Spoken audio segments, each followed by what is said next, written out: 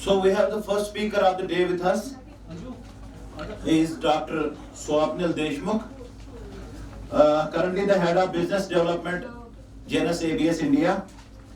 He has done his MVSc and in underproduction gynecology and obstetrics. Besides his MVSc, he has also done MBA. He has a vast experience in the field of sex and semen technology. He has been head business development Genus ABS. Right now he is the head. Previously he had been deployment manager Genus ABS, project manager Genus ABS, project manager ABL Mauritius, QC manager FSL Nagpur, and he has also had SRF and the MAPSU Nagpur. I invite Dr. Swapnil Deshmukh for the lecture.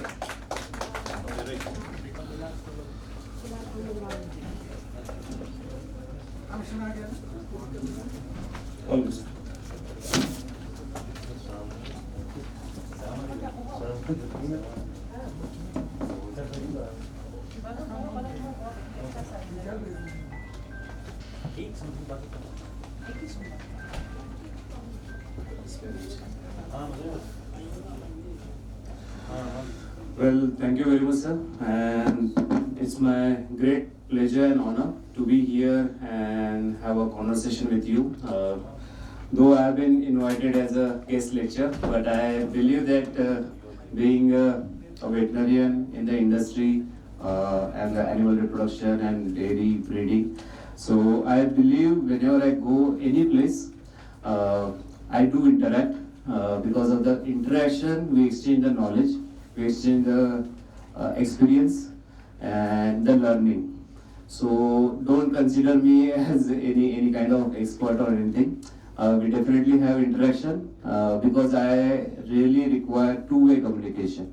So whenever it's not something that only I will speak and you will listen. Better we interact, we understand each other, and at the same time I'll also learn something new which I have never seen or discussed about our local dairy farming as well as local conditions, and I'll learn it and try to implement some of the best practices in other part of the India because I work with almost 19 states of India and many cooperatives like Amul, Mehsana Milk Union. I also work with NDDP, Government of India. और जितना ज़्यादा खर्चा होगा उतना profit कम होगा. अगर आप entrepreneur बनना चाहते हो, अच्छे डेयरी फार्मर बनना चाहते हो, एक इस्टेब्लिश बिजनेस करना चाहते हो, सो डेफिनेटली आपके खर्चे कम करने पड़ेंगे और आपकी सेल मतलब दूध या फिर दूध के अलावा और भी कोई चीज़ें जो शायद आपने नहीं सोची थी वो मैं बताऊंगा आपको. सिर्फ डेयरी फार्म से दूध ही नहीं बेचा जाता है, कुछ और भी चीज़ें जो हम बेचेंगे जिससे आप अलग से इंसेंटिव प्रॉफिट कमा सकते हैं. राइट, तो बढ़ते हैं हम लोग आगे. मैं जिस बैकग्राउंड से आता हूँ, आप जैसे सर ने इंट्रोडक्शन दिया ही है, तो मेरा ऑलमोस्ट 17-18 ईयर्स का एक्सपीरियंस है डेयरी में और स्पेशली मैं बहुत फोकस रहा हूँ ब्रीडिंग के ऊपर में, चाहे वो कन्वेंशनल सीमेन हो, जीनोमिक सीमेन हो, चाहे वो सेक्स सीमेन हो या आर्टिफिशियल इंसेमिनेशन के अलावा ETT भी होता है, एम्ब्रियो ट्रांसफर. तो एम्ब्रियो ट्रांसफर में भी हमने काफ़ी अच्छा काम किया है. Even we are thinking about cloning, पर वो ETT और क्लोनिंग एक बहुत दूर की दुनिया है हमारे लिए. रिसर्च डेफिनेटली बहुत अच्छा है, रिजल्ट भी काफ़ी इंकरेजिंग है, बट जनरली हमारे फार्म पे या फिर फील्ड लेवल पे लाने के लिए उसे थोड़ा समय है, थोड़ा मैच्योर होगा, थोड़ी कॉस्ट कम होगी, तो हम उसे भी अडॉप्ट करेंगे. जैसे आर्टिफिशियल इंसेमिनेशन और सेक्स सीमेन को हमने अडॉप्ट किया है. राइट, तो एक समझते हैं कि 5 साल का एक गैप जाएगा, उसके बाद हो सकता है ETT बड़ी कॉमन हो जाए, फिर एक समय जाएगा, उसके बाद क्लोनिंग कॉमन हो जाए. तो इस तरीके से हम एडवांस टेक्नोलॉजीज पे भी हम काम कर रहे हैं. जब वो फील्ड पे आएगी तो उसके बारे में भी हम बात करेंगे. तो मेरे कंपनी के बारे में थोड़ा बताता हूँ. जीनस ये हमारी UK बेस्ड कंपनी है. जीनस के अंडर में बाकी कंपनियाँ आती है. अब ये क्या है बाकी कंपनियाँ, तो ABS का नाम आपने सुना होगा. It is American breeding services. तो ये 1938 में बनी हुई कंपनी है. तो इस कंपनी को 80 से ज़्यादा साल हुए और ब्रीडिंग पे काम करती है, स्पेशली बोवाइन ब्रीडिंग के ऊपर में. तो जब मैं बोवाइन की बात करता हूँ तो बोवाइन का मतलब डेयरी बोवाइन भी है एंड बीफ बोवाइन भी है. और हम लगभग दुनिया के 90 देशों में काम करते हैं. We work in more than 90 countries throughout the world. ठीक है, तो ऐसे कई देश है जो डेयरी पे काम करते हैं, कई देश है जो बीफ पे काम करते हैं क्योंकि वहाँ पे काफ़ी बीफ कंज्यूम होता है, और कई देश है जो दोनों पे भी काम करते हैं. इंडिया थोड़ा एक्सेप्शन है because of many other reason. 2010-14 से हम ज़्यादा डेयरी के ऊपर में बहुत ज़्यादा काम कर रहे हैं, राइट। तो डेयरी फार्मिंग के ऊपर में बात होती है, तो इंडिया में एबीएस ज़्यादातर डेयरी ब्रीड को प्रमोट करता है, जिसमें आता है आपका exotic dairy breed that is Holstein and Jerseys, and indigenous breed like Sahiwal and Gir, because इसमें दूध का प्रमाण ज़्यादा है, अच्छा जेनेटिक्स है, फैट अच्छा मिलता है, and then disease resistance and thermal resistance are good. Apart from that different species are there in India like buffalo. So buffalo में अच्छी प्रूवन ब्रीड अभी के फिलहाल में मुर्रा बहुत अच्छी प्रूवन ब्रीड है as far as the dairy is concerned, but apart from that there are Mehsana, Surti, Jafarabadi and number of breeds are there. Depending upon the breeding goal हम रेकमेंड करते हैं कि आपको कौन सी ब्रीड रखनी है। मतलब जैसे आप कश्मीर में है तो कश्मीर का जो इन्वायरमेंट है ये बहुत सूटेबल है एक्सोटिक ब्रीड के लिए, जिसमें होल्स्टेन आता है, जर्सी आता है, क्योंकि आपका टेम्परेचर काफ़ी कूल है, चारा भी समहाउ क्लोज टू आपको यूएस या यूरोपियन टाइप में आपको फीडिंग प्रैक्टिसेस वैसी है, इन्वायरमेंट वैसा है। तो आपके यहाँ पे डेयरी ब्रीड में अगर सोचेंगे तो HF and Jersey are very good adaptable breeds. Apart from mainland की अगर बात करेंगे तो वहाँ पे डिसीजेस काफ़ी ज़्यादा है, पैरासाइट्स काफ़ी ज़्यादा है, हीट टॉलरेंस की दिक्कत होती है क्योंकि गर्मी बहुत ज़्यादा जाती है, 45 डिग्री तक टेम्परेचर जाता है। तो हम वहाँ रिकमेंड करते हैं साहिवाल रखे, गिर रखे या फिर लोकल ब्रीड रखे, correct, and the buffaloes also. तो ये हो गया एबीएस के बारे में। IVB is our sister company, they work in vitro fertilisation. तो दुनिया में जितना भी काम होता है in vitro fertilisation and ETT पे, वो आईवीबी का ऑलमोस्ट 55 to 60% स्टेक है उसके अंदर में, जितना भी research and development and all. PIC is a pig improvement company, Europe में इनका ज़्यादा यूज़ होता है, वो पीक के ऊपर में काफ़ी काम करते हैं। तो पीक जेनेटिक्स में काफ़ी कारगर कंपनी है, इंडिया में अभी ये इस्टेब्लिश नहीं है और मेरे ख्याल से इंडिया में शायद इसका ऑपरेशन भी नहीं होगा। देन प्रोमार इज और agricultural and animal husbandry consultation company. तो अगर किसी को कमर्शियल फार्म्स खड़े करने हैं, एग्रीकल्चर में होगा, डेयरी फार्म्स 1000 एनिमल्स का अगर फार्म उसे इस्टेब्लिश करना है, तो वो पूरा एंड टू एंड कंसल्टेंसी देते हैं ताकि आपका बिजनेस थोड़ा प्रॉफिटेबल हो, क्योंकि इन्वेस्टमेंट बहुत ज़्यादा होता है, आपको हाउसिंग पे, एनिमल्स पे, मशीनरीज पे काफ़ी इन्वेस्टमेंट करना होता है। Then there is a daily operation, आपको फीड का मैनेज करना है, डिसीजेस मैनेज करने हैं, ब्रीडिंग मैनेज करनी है, वो सारी वो प्रोमार कंपनी कंसल्टेशन करती है। Then Genus Intelligent is our R&D group. तो मैं पहले R&D ग्रुप का हिस्सा था एबीएस में या फिर जीनस में, अभी मैं टोटली कमर्शियल बोल सकते हैं, फिर साइंटिफिक, जैसे फील्ड पे जितना जो साइंस लैब में होता है वो बाहर भी तो आना चाहिए। तो बाहर कैसे आएगा, तो उसमें जो काम कर रहे हैं लोग हैं उन्होंने आके बताना चाहिए कि ये हम कर रहे हैं और इसका ये आपको फायदा होगा या फिर इसका बेनिफिट होगा, right. So and R&D, why R&D is important, कभी भी समझिए, आप भी अपने फार्म पे जब भी कुछ करेंगे तो आप उस नज़रिए से आप अपने फार्म को देखो कि मैं कंटिन्यूसली इंप्रूवमेंट कैसे करूँ, क्योंकि आपके पास में लिमिटेड रिसोर्सेस है। मान के चलिए चारा जो फीड है, आपको 365 डेज फीड देना है एनिमल को, राइट। तो उसका मैनेजमेंट करना पड़ेगा, जो आपको ट्रेनिंग में सिखाया भी जाएगा, इधर ये 7 दिन के ट्रेनिंग है उसमें बताया जाएगा। But at the same time आपको कौन सा चारा अवेलेबल है, फील्ड में है या मैं खुद तैयार कर रहा हूँ चारा, या तो फिर मैं साइलेज पे जाऊँ या मेरे पास मेज है या फिर मैं कॉन्सेंट्रेट पे जाऊँ। तो ये आपको कंटिन्यूसली इंप्रूव करना पड़ेगा, क्योंकि कॉस्ट सब एक कंटिन्यूस जो कॉस्ट है डेयरी फार्मिंग में, feeding cost is the most important cost, because आपका डेली उसमें पैसा जाता है। ब्रीडिंग की अगर मैं बात करूँ, साल में एक बार आप इंसेमिनेट करते हो, अगर कंसीव हो गई तो एक ही बार का खर्चा है, नहीं कंसीव हुई तो दूसरी बार होगा, पर साल में एक बार होगा, राइट। बट फीडिंग हो गया, फीडिंग डेली खर्चा है आपका, लेबर हो गया डेली खर्चा है, क्योंकि आप खुद कर रहे होंगे, आपका खर्चा है, या फिर आपने लेबर रखा है तो उस पर भी खर्चा है। But at the same time मैं क्यों ये R&D की बात कर रहा हूँ, क्योंकि आपको कंटिन्यूसली इसको इम्प्रूव करना पड़ेगा।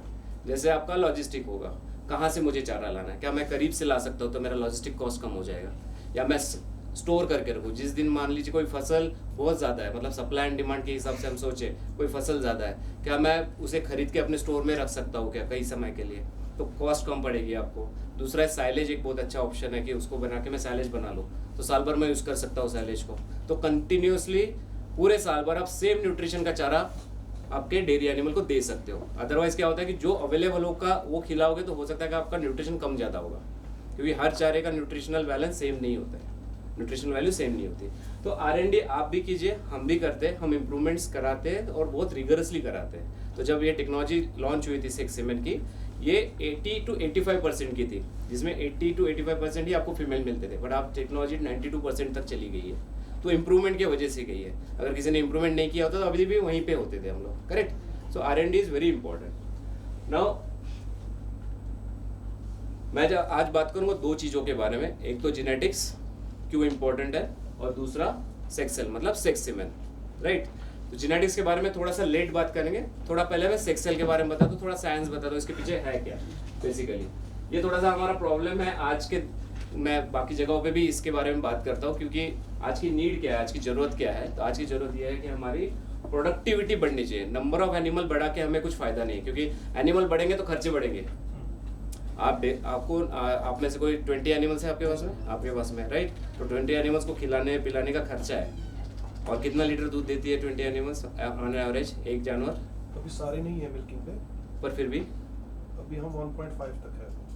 1.5 उसमें खाली हमारी नहीं आप प्रोडक्टिविटी बताइए, एक एनिमल अच्छा, के एक ही average- एक एनिमल दिन का कितना 17 दूध? पे हम, हाँ? 70 70 लीटर्स पर डे आपको दूध मिलता है। 17 17 आपको मिलता है। और टोटल दिन का कितना कलेक्शन करते हो आप दोनों समय का मिला के? ये हो जाएगा हमारा इस टाइम जो हमारे ऑलमोस्ट हमारा 80-90, क्योंकि हमारा कुछ है कुछ रोकी है। मैं समझ गया, और वैसे ही रहेगा, ऐसे ही, क्योंकि साइकिल में आएंगे वो, कुछ मिल्किंग में रहेंगे, कुछ ड्राई रहेंगे, कुछ प्रेग्नेंट रहेंगे, कुछ बच्चे रहेंगे, कुछ बूढ़े रहेंगे। तो टोटल लाइफ स्टॉक है अपने पास में। But at the same time हम सबको ये समझना है कि 20 का खाने का खर्चा है। ये बात सही है। ऐसा नहीं है कि मिल्किंग वाली है तो वो ज्यादा खा रही है, और उसको भी खर्चा है। जो ड्राई है उसको भी खिलाना ही है, उसको भी ख्याल रखना है, उसका भी हाउसिंग है, मेंटेनेंस है, राइट। उसका भी गोबर निकालना है, राइट। तो हमें यही सोचना है कि हमारा जो 20 एनिमल का, मैं अगर 100 भी पकड़ता हूँ तो आपका एवरेज निकलता है 20 एनिमल्स का एक 5 लीटर के हिसाब से। नहीं इनका जो है ना अभी it has been heifer unit, अभी तक काविंग कुछ ही एनिमल्स की हुई सर है। पर मेरा कहने का मतलब ये है कि खर्चे 20 के हैं। हाँ, खर्चे चाहे 20 कोई के भी हैं। रहे। But productivity is far better than yes मैं बिल्कुल उसी पे आऊंगा मैं, और ये सबके लिए लागू है। whatever profit we are getting from that is getting distributed throughout 20. Right, Yeah. So we are feeding them. That's the Correct, point. Yes, that's correct it. Correct वो होगा ही सर, क्योंकि आप देखो 20 को खर्चा डे 1 से मैं अगर खरीद के लाता हूँ तो भी खर्चा है मुझे, क्योंकि वो कैपिटल इन्वेस्टमेंट है मेरा। इकोनॉमिक्स में तो हम या फाइनेंस में यही बात करते हैं ना कि ये मशीन अगर मैंने एक कैमरा खरीदा है और एक कैमरा 5 साल चलता है और 5 लाख इसकी कीमत है, तो हर साल 1 लाख रुपए तो इसको लगे ही है। मैं चाहे इसे फिल्म करूँ चाहे ना करूँ, है ना। 5 लाख रुपए का लिया तो कैपिटल इन्वेस्टमेंट मेरी वो है। अगर मैं उसका पूरा अगर निकालता हूँ, डिप्रिसिएशन निकालता हूँ, तो 5 साल के लिए 5 लाख रुपए मतलब 1 साल का 1 लाख रुपए, बराबर। तो चाहे मैं इससे वीडियो बनाऊं चाहे ना बनाऊं, वो खर्चा हो चुका है क्योंकि मैंने ऑलरेडी पे कर दिया दुकान में, करेक्ट है। वैसे ही एनिमल्स के बारे में, अगर आपने कहीं से खरीद के लाया तो आपने ऑलरेडी इन्वेस्ट कर दिया है उसके अंदर में, अभी आपको उसको मेंटेन करना है। तो ऑपरेशनल कॉस्ट वैसे ही कैमरा की मैं बताऊंगा कि मुझे ये उठा के लेके जाना है, चाहे शालीमार कैंपस में जाना है, यहाँ जाना है, तो गाड़ी का खर्चा, आदमी लगाऊंगा मैं उसमें, तो उसका दिन का खर्चा है। तो इससे मैं वीडियो बनाऊंगा और वीडियो बनने के बाद में फिर कस्टमर को मैं इसको दूंगा और कस्टमर मुझे पे करेगा। यही है सिस्टम। कैमरा का एग्जांपल सेम, गाय का भी या फिर जो भी आपका लाइफ स्टॉक है, लाइफ स्टॉक में आपने ऑलरेडी खर्चा कर लिया है एनिमल पे, हाउसिंग पे, तो ये ऑलरेडी हो चुका है आपका। अब आपका डेली का खर्चा रहेगा जो आपका फीडिंग का है। तो मैं बार बार उसी पे क्यों आ रहा है, क्योंकि वो आपके जहन में बिल्कुल आ जाना चाहिए कि मैं इतना खर्चा कर रहा हूँ और इतना मुझे दूध मिल रहा है, करेक्ट। तो जैसे 20 के आपने 50 भी कर देंगे और सेम प्रोडक्टिविटी के अगर एनिमल रहेंगे तो आपकी प्रॉफिटेबिलिटी नहीं बढ़ेगी। आपको ये सोचना है, अगर मुझे 100 लीटर का मेरा डेली अगर टारगेट है तो कैसे मैं 20 एनिमल की जगह पे 10 एनिमल कर पाऊँ। So what we have to do, we have to increase the productivity of the animal, individual animal, rather than increasing the number of animals, correct. यही है टोटलिटी, ठीक है ना। तो अभी जो बात आती है कि जो भी फार्मर्स है, ये स्लाइड पूरे इंडिया के लिए, not specific for this, but ये पूरे इंडिया में या पूरे वर्ल्ड के लिए मैं बोल सकता हूँ। जैसे मान के चलिए इसका डेयरी फार्मर है और उसके फार्म पे अगर मेल ही मेल हो रहे हैं या फिर 50% मेल हो रहे हैं, तो उसको वो बर्डन है। क्यों बर्डन है? क्योंकि डे 1 से उसको कोलेस्ट्रॉम पिलाने से लेके उसको बड़ा करने तक या चाहे 3 महीने तक उसको खर्चा देना पड़ेगा। किसे?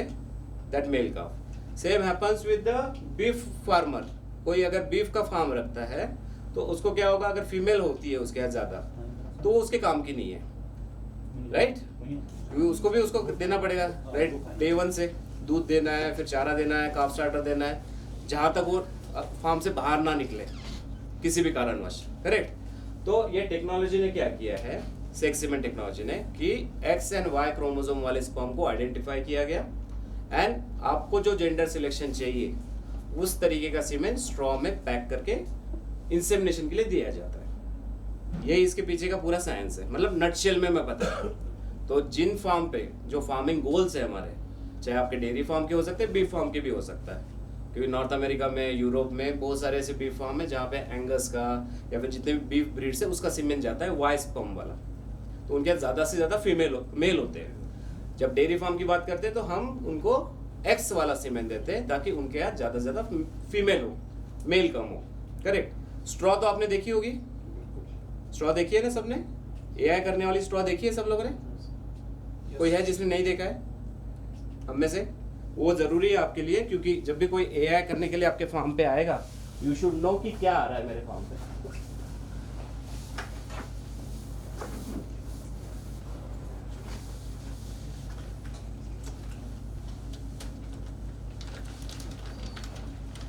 इस टाइप की स्ट्रॉ आती है एआई करने के लिए, करेक्ट। और मैं ये भी बताऊंगा आपको कि ये स्ट्रॉ में आपने पढ़ना क्या है, क्योंकि जब जेनेटिक सिलेक्शन की बात आती है तो यू शुड नो कि स्ट्रॉ के अंदर में क्या है। हमारा टारगेट सिर्फ गाय को प्रेग्नेंट करना नहीं है, हमें नई फ्लीट तैयार करना भी है, नई नस्लें तैयार करनी है जो कि अच्छी प्रोडक्टिविटी, क्योंकि जो गाय आपके पास में वो नहीं चेंज होने वाली, उसका जेनेटिक्स नहीं चेंज होगा। इसको सिंपल भाषा में बताऊँ मैं, जो नॉन साइंस बैकग्राउंड से, ये बिल्डिंग है, ये बिल्डिंग है, इस बिल्डिंग को बनने के लिए इसके बेसमेंट बना होगा, मतलब आपका फाउंडेशन बना होगा। फाउंडेशन यूजुअली कंक्रीट एंड सलिए का बनता है ना, आयरन एंड पीसीसी यूज करते हैं हम लोग, आरसीसी यूज करते हैं। And same happens with the column. आपके यहाँ तो बहुत सारी लकड़ियों की बनती है, पर मेन अगर आप कोई भी बड़ी बिल्डिंग देखेंगे, मल्टी स्टोर बिल्डिंग, तो उसमें जो कॉलम बनते हैं, कॉलम में आपको बीचों बीच में सलिया जाता है ना, और सलिया के ऊपर में आपका कंक्रीट जाता है। तो जेनेटिक सिलेक्शन वो सलिया है, वो कंक्रीट है, जो एक बार बन गया उसको दोबारा नहीं चेंज कर सकते आप। वो अंदर का सलिया कभी नहीं चेंज कर पाओगे आप। तो वो डीएनए है, एनिमल में भी वो डीएनए वो चीज़ है, या फिर जेनेटिक्स वो चीज़ है जो आपको बाद में चेंज नहीं कर सकते आप। उसके अलावा क्या चेंज कर सकते हैं? मैं बिल्डिंग का इंटीरियर चेंज कर सकता हूँ, मैं पेंट चेंज कर सकता हूँ, करेक्ट। मैं ये ऐसी सारी चीज़ें चेंज कर सकता हूँ। यहाँ पे मैं प्रेजेंटेशन के लिए अभी आज ये स्क्रीन लगी है, इसके अलावा और कुछ लगा सकता हूँ, पर्दा लगा सकता हूँ, यहाँ प्रोजेक्टर लगा सकता हूँ। पर्पस सा हो रहा है मेरा प्रेजेंटेशन का, करेक्ट। बट इसमें जो बिल्डिंग ब्लॉक है, जो आपका सलिया, वो चेंज नहीं होता है। तो जेनेटिक्स आप कभी चेंज नहीं कर सकते, आपको प्री डिसाइड करना होता है कि मुझे कौन सा सलिया लगाना है, आज ही सोच लो लगाने से पहले, है ना। तो दूसरी चीज क्या है कि जैसे उसी को फार्म पे अगर हम कंपेयर करते हैं तो फार्म के क्या होगा कि आपका फीडिंग आप चेंज कर सकते हो, आप अपने लेबर्स चेंज कर सकते हो, राइट। हाउसिंग थोड़ा चेंज कर सकते हो कि अभी हाउसिंग में गर्मी ठंडी ज़्यादा हो रही है तो उस हिसाब से आप कस्टमाइज कर सकते हो। बट जानवर को आप उसका जेनेटिक्स चेंज नहीं करते। वो कब कर सकते हैं? आप सिलेक्शन करेंगे अच्छे ब्रीडिंग के लिए, तभी कर पाओगे, करेक्ट। तो हम आते हैं सेक्स सीमेन के ऊपर में कि सेक्स सीमेन बेसिकली होता क्या है, इसके पीछे क्या साइंस क्या है। तो जो गाय है, गाय के अंदर में एक एग आता है या ओवा बोलते हैं जिसको हम, राइट। उसमें सिर्फ एक्स क्रोमोसोम होता है। बट जो बैल है या मेल है, उसके स्पर्म के अंदर में आइदर एक्स होगा या तो वाई होगा। एक स्पर्म में एक ही चीज हो सकती है, करेक्ट, एक्स होगा या वाई होगा। तो जब माता मतलब गाय से एक्स आता है और फादर से जब सीमेन या स्पर्म में से एक्स आता है तो एक्स एक्स मिलके फीमेल होती है, करेक्ट। और जब मदर से एक्स आएगा और फादर से वाई आता है, वाई स्पर्म, तो उसका मेल होगा फर्टिलाइजेशन के बाद में। आप समझ रहे? तो एआई जब करते हैं तो एक ही स्पर्म फर्टिलाइज करेगा और वो एक स्पर्म आइदर एक्स हो सकता है, अदर वाई हो सकता है। तो नेचुरल कंडीशन में क्या होगा? नेचुरल कंडीशन में ऐसा होता है कि ये जो है 50-50% होते हैं सीमेन के अंदर में। तो there is a probability of either X will go और वाई विल गो, है ना। तो जब भी 10 गाय अगर प्रेग्नेंट हो जाती है नेचुरली या फिर कन्वेंशनल सीमेन से, तो आपको चांसेस है कि 5 मेल हो गए और 5 फीमेल हो गए। बट सेक्स सीमेन में क्या करते हैं, उसमें से अगर डेयरी एनिमल के लिए बनाना है मुझे सेक्स सीमेन, तो वाई की क्वांटिटी पूरी कम कर देते हैं हम लोग। ये 8 से 9% या 10% मैक्सिमम होगी और एक्स की क्वांटिटी आपको 90, 91 या 92% होगी। तो आपकी chances of fertilization of more sperm of X will be more, correct. इसलिए फिर प्रेगनेंसी जो होती है वो फीमेल की प्रेगनेंसी ज़्यादा होती है, फीमेल फीटस की प्रेगनेंसी ज़्यादा होती है। तो जब बॉर्न होगा तो क्या होगा? फीमेल होगा। और वही चीज़ अगर वाई सीमेन का अगर मैं बनाता हूँ तो वाई में मेल होने की प्रोबेबिलिटी ज़्यादा बढ़ जाती है। तो ये बेसिक समझ में आ गया, राइट। ये हमारी पूरी ऑल ओवर ग्लोब की लेबोरेटरीज है, almost 17-18 laboratories we are managing, उसमें से 5 लेबोरेटरीज भारत के अंदर ही है। तो वो मैं दिखा देता हूँ। 5 लैब हमारी, एक महाराष्ट्र में, एक यूपी में, एक हमारे 3 लैब्स हमारे गुजरात में, अमूल के साथ में, गुजरात गवर्नमेंट के साथ में, राइट। तो हम प्रोसेस कैसे करते हैं? तो हम प्रोसेस इस तरीके से करते हैं कि जब भी सीमेंट आता है, आप देख सकते हो कि उसको इस मशीन के अंदर में चेक करते हैं, इसे काजा कहते हैं, कंप्यूटर असिस्टेड सीमेंट एनालाइजर। ये हर एक स्पर्म को एनालाइज करता है और चेक करता है कि उसकी जिंदा रहने की ताकत कितनी है, वो कब तक जिंदा रह सकता है। अगर वो क्वांटिटी और क्वालिटी कम होगी तो यहाँ से वो इजैकुलेट फेल हो जाता है। उसके बाद में हम चेक करते हैं कि उसके अंदर में कंसंट्रेशन, मतलब कितनी क्वांटिटी में आया है। तो 850 मिलियन से ज़्यादा हमें चाहिए होता है प्रोसेस करने के लिए।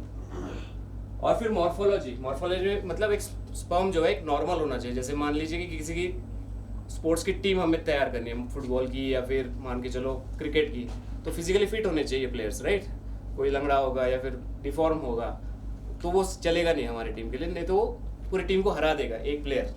तो ऐसे हम चेक करते हैं कि सीमेन की मॉर्फोलॉजी कैसी है, वो नॉर्मल होने चाहिए, उसमें मॉर्फोलॉजिकल कोई डिफेक्ट नहीं होने चाहिए, नहीं तो डिफेक्ट होंगे तो वो बच्चों में भी चले जाएंगे डिफेक्ट, करेक्ट।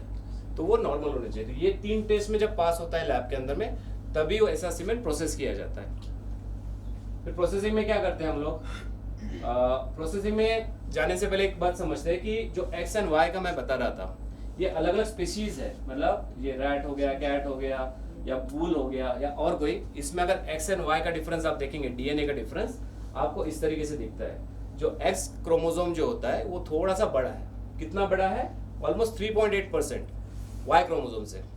तो आप अगर देखेंगे, ये इलेक्ट्रॉन माइक्रोस्कोप से ली हुई इमेज है, यहाँ पे आपको समझ में आता है कि X chromosome is slightly larger than Y chromosome, और ये डिफरेंशिएशन हमारी मशीन ढूंढती है। ये बहुत माइक्रो लेवल पे होता है, I would say nano level पे, क्योंकि क्रोमोसोम के अंदर में एक्स एंड वाई आपको दिखेगा, ठीक है। तो फीमेल, अगर किसी भी फीमेल का हम क्रोमोसोम या जीनोटाइपिंग करते हैं तो हम लोगों को क्रोमोसोम इस तरीके से दिखते हैं, एक्चुअल क्रोमोसोम, और मेल के आपको इस तरीके से दिखेंगे। तो ये XX हो गया फीमेल के अंदर का, एंड ये X एंड Y मेल के अंदर में हुआ। तो ठीक है, तो किसी भी स्पर्म के अंदर में जो डिफरेंस आता है वो 3.8% का आता है। तो वही डिफरेंस हम लोग इस तरीके से चेक करते हैं। अगर हम विजुअली देखना चाहे, माइक्रोस्कोप के अंदर में आपको ऐसे इमेज दिखेंगे। क्या इससे समझ में आ रहा है कौन सा बड़ा कौन सा छोटा है? विजुअली कभी समझ में नहीं आता है। हमारी ह्यूमन आई तो बिल्कुल भी नहीं बता पाती है, बट हमारी जो मशीन्स है, मशीन में इस तरीके से सेंसर्स लगे कि उसकी बड़ी लाइट छोटी लाइट, क्योंकि हम फ्लोरोसेंस डाई उसमें डालते हैं जो डीएनए को स्टेन करती है, और जब लाइट पड़ेगी उसके ऊपर में तो वो ग्लो करेगा। जैसे रात के समय में आपने देखा होगा गाड़ियों पे रेडियम लगे रहते हैं, बहुत सारे सेफ्टी जैकेट्स पे रेडियम लगे रहते हैं, राइट। तो उस तरीके से अगर एक्स क्रोमोसोम होगा तो एक्स क्रोमोसोम बड़ा है तो थोड़ा ज़्यादा ग्लो करेगा, और वाई क्रोमोसोम छोटा है तो कम ग्लो करेगा। इसी चीज़ को हमारी मशीन पहचानती है और इस तरीके से एक्स एंड वाई को आइडेंटिफाई करती है। अब जैसे आइडेंटिफाई करती है, ये मशीनरीज है सारी जिसमें सेक्सिंग होती है टोटल। आप देख पा रहे हो हर एक जगह पे सैंपल्स लगे हुए हैं, स्क्रीन पे आपको दिखता है कि किस तरीके से इसका प्रोसेसिंग होगा।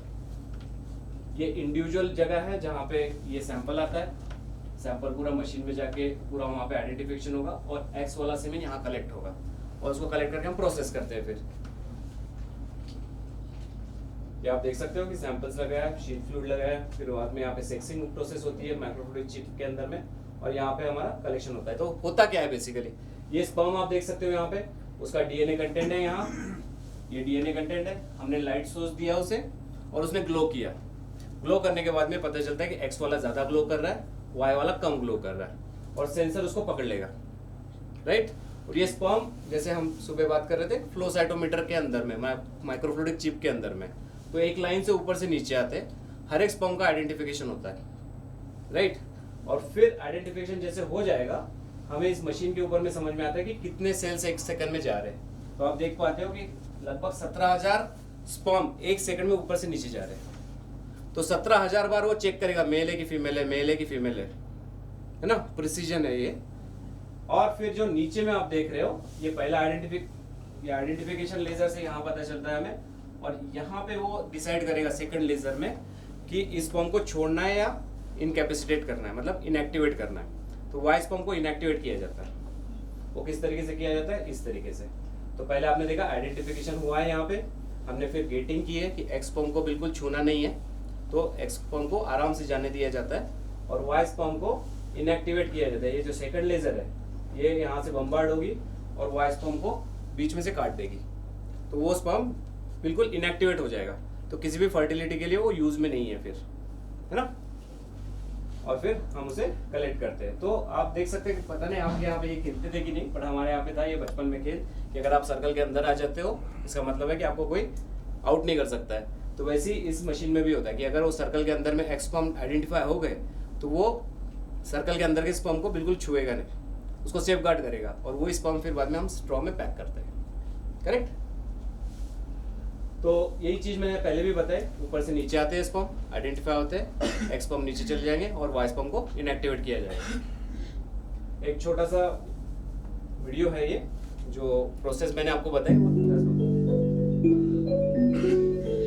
तो आप समझ सकते हो कि हमने थोड़ा डायग्राम से बनाया। गुलाबी कलर का समझ लीजिए एक्स स्पर्म है, ब्लू कलर का वाई स्पर्म है और ये नेचुरली डेड स्पर्म होगा ब्लैक कलर का। तो इस तरीके से वो वाई स्पर्म को और डेड स्पर्म को इनएक्टिवेट कर देता है।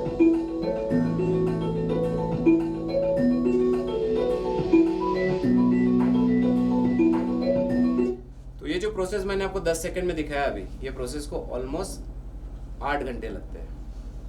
तो स्लो प्रोसेस है, भले ही हम लोग 17,000 स्पर्म 1 सेकंड में प्रोसेस कर रहे हैं, but there are billions of, मतलब अरबों स्पर्म होते हैं। अरबों स्पर्म को ढूंढना है, रखना है और निकालना है, रखना है और निकालना है, तो उस प्रोसेस को थोड़ा समय लगता है। और स्पर्म बहुत डेलिकेट चीज़ होती है, तो खराब भी नहीं होना चाहिए, तो उसको बहुत स्किलफुली हैंडल किया जाता है। ठीक है, तो इसमें आप देख सकते हो कि ओवरऑल प्रोसेस का ओवरव्यू क्या है। तो हम पहले इजैकुलेट आया, जैसे मैंने स्टार्टिंग में बताया था, फिर उसका हमने चेकिंग किया इजैकुलेट का, कॉन्सेंट्रेशन कितना है, मोटिलिटी कितनी है, मॉर्फोलॉजी कितनी है, नॉर्मल है, एबनॉर्मल है। फिर उसका हम लोग सेक्सिंग करते हैं, जो हमने अभी एनिमेशन देखा है। फिर बाद में उसका फ्रीजिंग करते हैं, पैकिंग करके स्ट्रॉ के अंदर में फ्रीजिंग करते हैं। उसके बाद में होता है OQC, मतलब आउटगोइंग क्वालिटी कंट्रोल, क्योंकि जो बन गया उसको चेक तो करना पड़ेगा सही है कि गलत है। और वो करने के बाद फिर हम लोग क्वारंटाइन फिनिश करते हैं एंड देन बैच रिलीज करते हैं, जैसे आपके यहाँ पे सीमेन आता है और किसी के पास में जाता है, राइट। सर आप जो ये सॉर्टिंग करते हैं उसी टाइम कितना 8 आवर्स लगता है? मतलब इजैकुलेट Only ये sorting में? प्रोसेस ये प्रोसेस को 8 घंटे लगते हैं यहाँ तक, यहाँ से लेके यहाँ तक। क्योंकि आपको क्या होता है कि क्रायो प्रोटेक्टेड एडिशन जब करते हैं फ्रीजिंग के पहले, उसको कम से कम 40 मिनट से लेके 60 मिनट तक उसको इन्फ्यूज होना है। सारा क्रायो प्रोटेक्टेड अंदर जाएगा, फिर सारा वाटर डिहाइड्रेशन होगा, फिर सेल को फ्रीज किया जाता है। इक्विलिब्रेशन भी देना होगा, हाँ, इक्विलिब्रेशन का ही टाइम है वो 4 घंटे भी लगाने उसमें। वो कन्वेंशनल में होता है, क्योंकि हम इन प्रोसेस ही उसका क्रायो प्रोटेक्टेड एडिशन शुरू रखते हैं। वो पहले से आप करते अब हैं, बीच बीच में शुरू रखते हैं हम लोग। तो वो आप इसकी इंक्लूड करते ही रहते हैं। हाँ, क्योंकि ऑलरेडी क्या होता है, ऑलरेडी ये प्रोसेस बहुत समय ले लेती है। मतलब IQC तो 5 मिनट लेगी, आपको सीमेंसिप लगा के चेक करना है। Sample preparation almost DNA staining 45 minute लेता है, क्योंकि DNA स्टेनिंग के लिए क्या है कि DNA स्टेन को सेल के अंदर DNA तक जाना है। तो it is a slow process. अगर मैं फास्ट करने की कोशिश करूंगा तो हो सकता है कि सेल डेड हो जाए। 45 तो ठीक है। सेक्सिंग में कितना लगता है? सेक्सिंग में लगभग 4 घंटे लगते हैं। 4, तो वही तो वो बोल रहे हैं ना, वो 3 घंटे आप वो इक्विलिब्रेशन वो 2-3 घंटे तक देते हैं। जी हाँ, तो वो सेक्सिंग के दौरान तो फिर क्रायो प्रोटेक्टेड आपने डाल में बैचेस बनते रहते हैं, क्योंकि एक मैंने पहला सैंपल कलेक्ट किया, वो तो स्टार्टिंग में आ गया, फिर दूसरा सैंपल लग गया, फिर तीसरा सैंपल। क्रायो प्रोटेक्टेड बाद में ऐड हुआ होगा। नहीं, प्रोसेस में होता है वो। प्रोसेस में होता है, लेकिन वो सेक्शन के बाद ही ऐड होगा ना। करेक्ट, हर बैच को, हर बैच को सेक्शन के बाद ही ऐड होगा। करेक्ट, ठीक है। तो ये OQC के पैरामीटर्स है, जिसमें हम लोग DNA स्टेनिंग जो कर रहे थे, या फिर DNA के DDPCR से हम लोग इसको चेक करते हैं। DDPCR is digital droplet PCR। तो इसमें पता चलता है कि X DNA कितना है और Y DNA कितना है। तो अगर जो बैच 90% से नीचे होगी, जिसमें X का कॉन्सेंट्रेशन 90% से कम होगा, वो बैच यहीं से कैंसिल हो जाती है। फिर मोटिलिटी चेक करते हैं, क्योंकि फ्रीजिंग एंड थॉइंग के दौरान स्पर्म को शॉक लगता है। तो कितने स्पर्म हमारे पास में जिंदा है जो कि फर्टिलिटी के लिए जरूरी होते हैं, है ना। वो अब रैंडमली एक्स्ट्रा निकाल के उसको हर बैच में से 4 स्ट्रॉ निकलती है। 4 स्ट्रॉ निकाल। हाँ, तो चाहे वो 100 स्ट्रॉ की बैच हो, 400 स्ट्रॉ की बैच हो, 4 स्ट्रॉ तो निकलती है। और हर इस 4 स्ट्रॉ का रिजल्ट हम लोग एवरेज आउट करते हैं। ऐसा हो सकता है कि स्ट्रॉ निकालते टाइम में गलती कर दी किसी ने, तो हो सकता है गलत रिजल्ट आए उसके। तो वो सर जो स्ट्रॉ का वॉल्यूम वही है ना 0.25 स्ट्रॉ बिल्कुल सेम है। कितना मिलियन होता है? तो इसमें जाता है आपका 2.6 मिलियन प्रोग्रेसिव मोटा है इसका, ये एक स्ट्रॉ के अंदर। और कन्वेंशनल में 20 मिलियन होता है। उसका कंपैरिजन भी एक स्लाइड में हम बात करेंगे।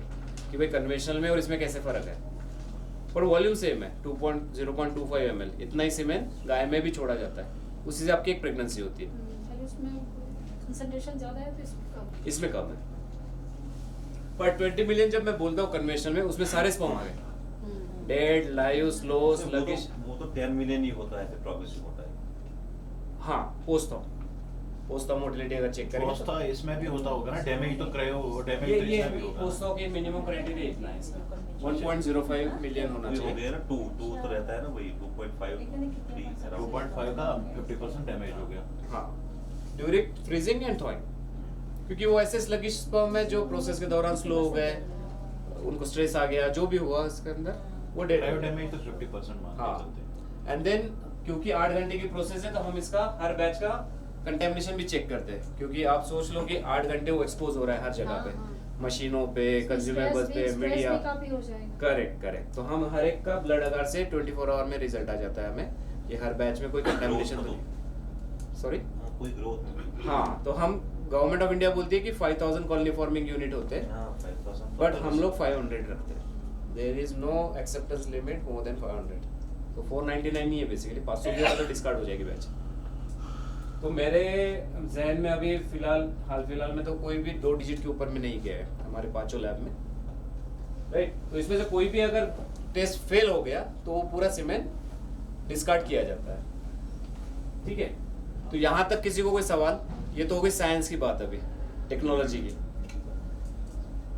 तो अभी फिलहाल में भारत में 3 और पूरी दुनिया में 2 टेक्नोलॉजीज है जो इस पे काम करती है। एक तो एबीएस के बारे में आपने देखा, तो एब्लेशन टेक्नोलॉजी बोलते हैं इसको, कि स्पर्म को आइडेंटिफाई करो और नॉन इम्पोर्टेंट स्पर्म को एब्लेट करो, या फिर सर आपने जो ये बोला ना 2.6 मिलियन, जी। वो पोस्ट थॉ का आप बोलो। नहीं, at the time of packing के टाइम में पोस्ट जब थॉ मैं में अगेन आप चेक करते हो कितना रह जाता है वो?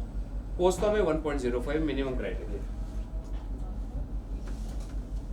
स्पर्म तो वही है 2.6, बट दिस इज ना वो तो है These ना are- ऑलमोस्ट 50% तो ये हाँ, तो इसमें क्या है कि गवर्नमेंट There ऑफ हो ही इंडिया जाएगा ना, government of minimum India packing बोलती है कि 2.1 million should be minimum packing rate. 2.1 million मतलब 21 लाख, हम 2.6 का पैकिंग करते हैं, क्योंकि As per गवर्नमेंट ने तो 2.1 मिनिमम है, स्टैंडर्ड लेकिन बोला आप है, तो I can not go with the minimum standard, मेरे भी कुछ अपने स्टैंडर्ड्स है, राइट। तो we go beyond the standard, above the standard, right. दूसरा पोस्ट में गवर्नमेंट ऑफ इंडिया बोलती है कि 2.1 का हाफ मतलब 1.05, 50% कम से कम होने चाहिए। हाँ, 50% तो ये है, पर मेरी हर बैच 1.5 मिलियन से ज़्यादा होती है, 1.05 का मिनिमम स्टैंडर्ड है, बट मेरा हर एक बैच जो होता है, जो भी हमारा पोस्ता होता है, ये 5 यहाँ तक होता है, 1.5। तो आप समझ सकते हैं कि हमारे जो खुद के एबीएस के स्टैंडर्ड वो थोड़े से ऊपर है। एंड जो मैंने ब्लड इसका बताया कंटेमिनेशन का गवर्नमेंट ऑफ इंडिया बोलती है कि 5000 कॉलोनी फॉर्मिंग यूनिट तक चलेगा, हम 500 ही रखते हैं। हाँ। Some data must be backing this. Why they are particularly taking this much, and you are going above that. हाँ, Some so- data should be backing this. Correct. Why you are doing, Why we are doing above it? this. Yeah, the reason behind क्योंकि हम चाहते हैं कि हमारे product की quality अच्छी रहे, और Success rate. जब प्रोडक्ट हमारे Minimum लैब से निकल जाता है That minimum will be also decided on the basis of some data.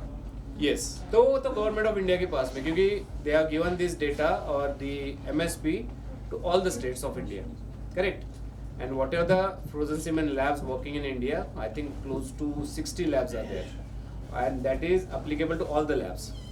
तो क्या होता है कि कोई भी जैसे मान के चले कि NABL की एक्रेडिशन होती है, किसी भी एक्रेडिशन होती है ना, वैसे गवर्नमेंट ऑफ इंडिया की भी सीमेन स्टेशन की एक्रेडिशन होती है हर 2 साल में। तो वो सारा चेक किया जाता है कि आपने मिनिमम स्टैंडर्ड को एटलीस्ट आपने you have followed the minimum standard. तो कुछ लैब मिनिमम स्टैंडर्ड के नीचे नहीं जा सकती है, नहीं तो उनका सर्टिफिकेशन चला जाएगा। एंड देन मिनिमम स्टैंडर्ड के ऊपर आप कितना भी जा सकते हो। जैसे मान के चलिए कि आप दूध 100 लीटर आपका आता है और आप किसी डेयरी को देते हो, प्रोसेसिंग यूनिट को देते हो, तो प्रोसेसिंग यूनिट आपको बोलेगा कि आपके दूध में कम से कम 5% फैट होना चाहिए। सो उसका वो मिनिमम स्टैंडर्ड हो गया।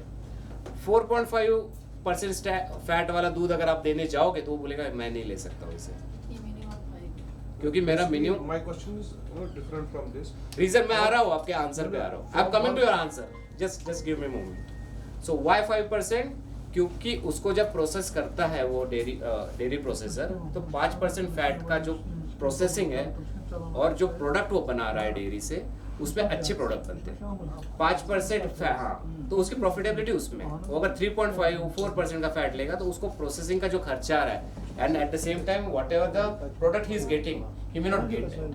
तो data this data that minimum standard this consumption rate of 1.05 and consumption rate of 1.5 is there difference in that consumption rate? नहीं, हाँ, तो इसमें है फर्क है, और हमने ये कंट्रोल ट्रायल किए हैं, तो हमने देखा है कि 1.05 के ऊपर में जितना भी होगा there is no significant difference, पर हम 1.5 इसलिए रखते हैं क्योंकि ये स्ट्रॉ मेरे लैब में अगर मैं 1.05 रखता हूँ एंड ये मैं फील्ड पे बेच रहा हूँ और किसी ने इसे मिस हैंडलिंग किया, आई will not have any kind of margin of correction.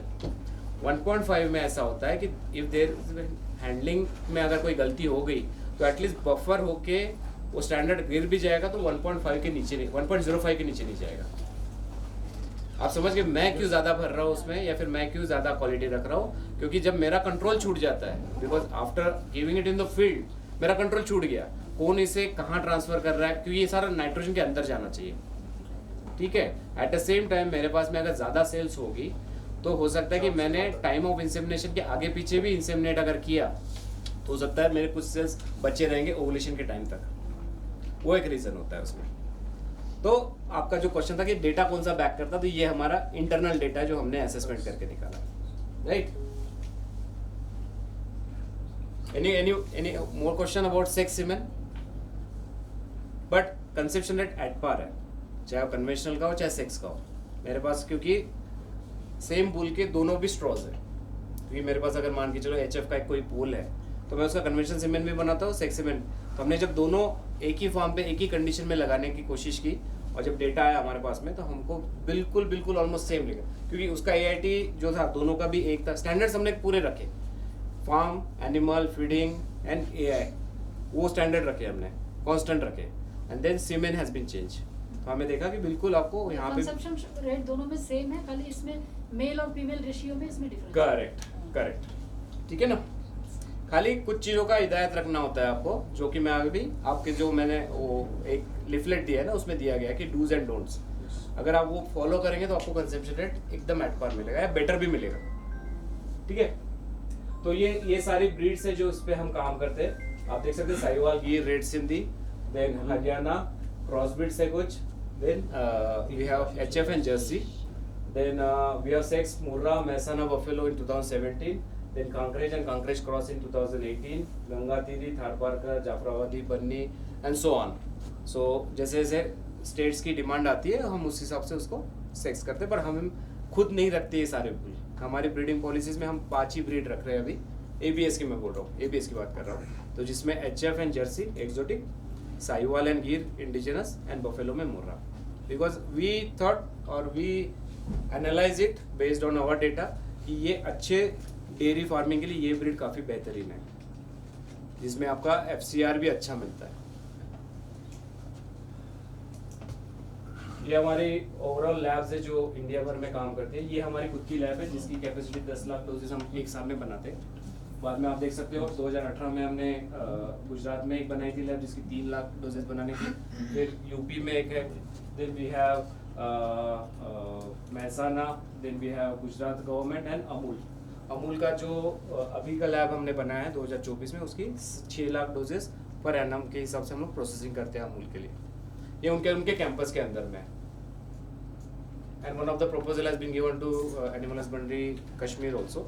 तो हो सकता है कि हमारा जो यहाँ का सीमेन स्टेशन है वहाँ पे हम एक यूनिट प्रपोज कर रहे हैं कि एटलीस्ट यहाँ की लोकल बुल्स की और आपके कुछ इंपोर्टेड बुल्स भी आ रहे हैं तो उनका प्रोसेसिंग यहीं पे हो जाए।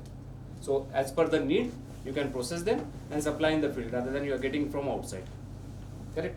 क्योंकि genetics में मेरे ख्याल से अभी आपका कोई हाथ नहीं पकड़ सकता है। What are the bulls you are getting? They are excellent quality bulls. तो benefits क्या क्या है? आपको definitely 90% and plus female मिलती है, but at the same time इसमें इतनी खुशी नहीं मनानी चाहिए। खुशी किस में मनानी है? जो भी sex semen आता है वो एक higher genetic bull से ही आता है, क्योंकि जो MSP की बात हो रही थी, गवर्नमेंट ऑफ इंडिया क्या बोलती है कि HF में MSP है, किसी भी बुल को अगर मैं सिलेक्ट करता हूँ तो 10,000 लीटर उसके माँ का दूध होना चाहिए, है ना। 10,000 लीटर मतलब 300 दिन में, तो कितना, एक दिन का कितना हुआ? अगर मैं 300 दिन में 10,000 लीटर, मोर देन 30, करेक्ट, 35 के आसपास आएगा, 33 to 35 पर डे एवरेज है। तो ये क्या होता है, जब भी आप भी दूध निकालते हो तो जब बच्चा पैदा होता है तो दूध का प्रमाण ऐसे बढ़ते जाएगा डे वाइज, करेक्ट। फिर आपका एक प्लाटू आता है 28 डेज के बाद में स्टार्ट होता है, और फिर वो प्लाटू डिक्लाइन होता है, तो गाय ड्राई होना शुरू होती है। ये पूरा चलता है 10 दिन तक, 10 महीने तक, तो ये चलेगा 300 दिन पूरा। और जब ये 10वां महीना आएगा, at this time your cow should be pregnant almost 5 to 6 month of pregnancy, correct. क्योंकि जब वो ड्राई होगी तो 2 महीने ड्राई रहेगी, 3 महीने मैक्सिमम, और उसके बाद बच्चा देगी, फिर दूध देना शुरू करेगी।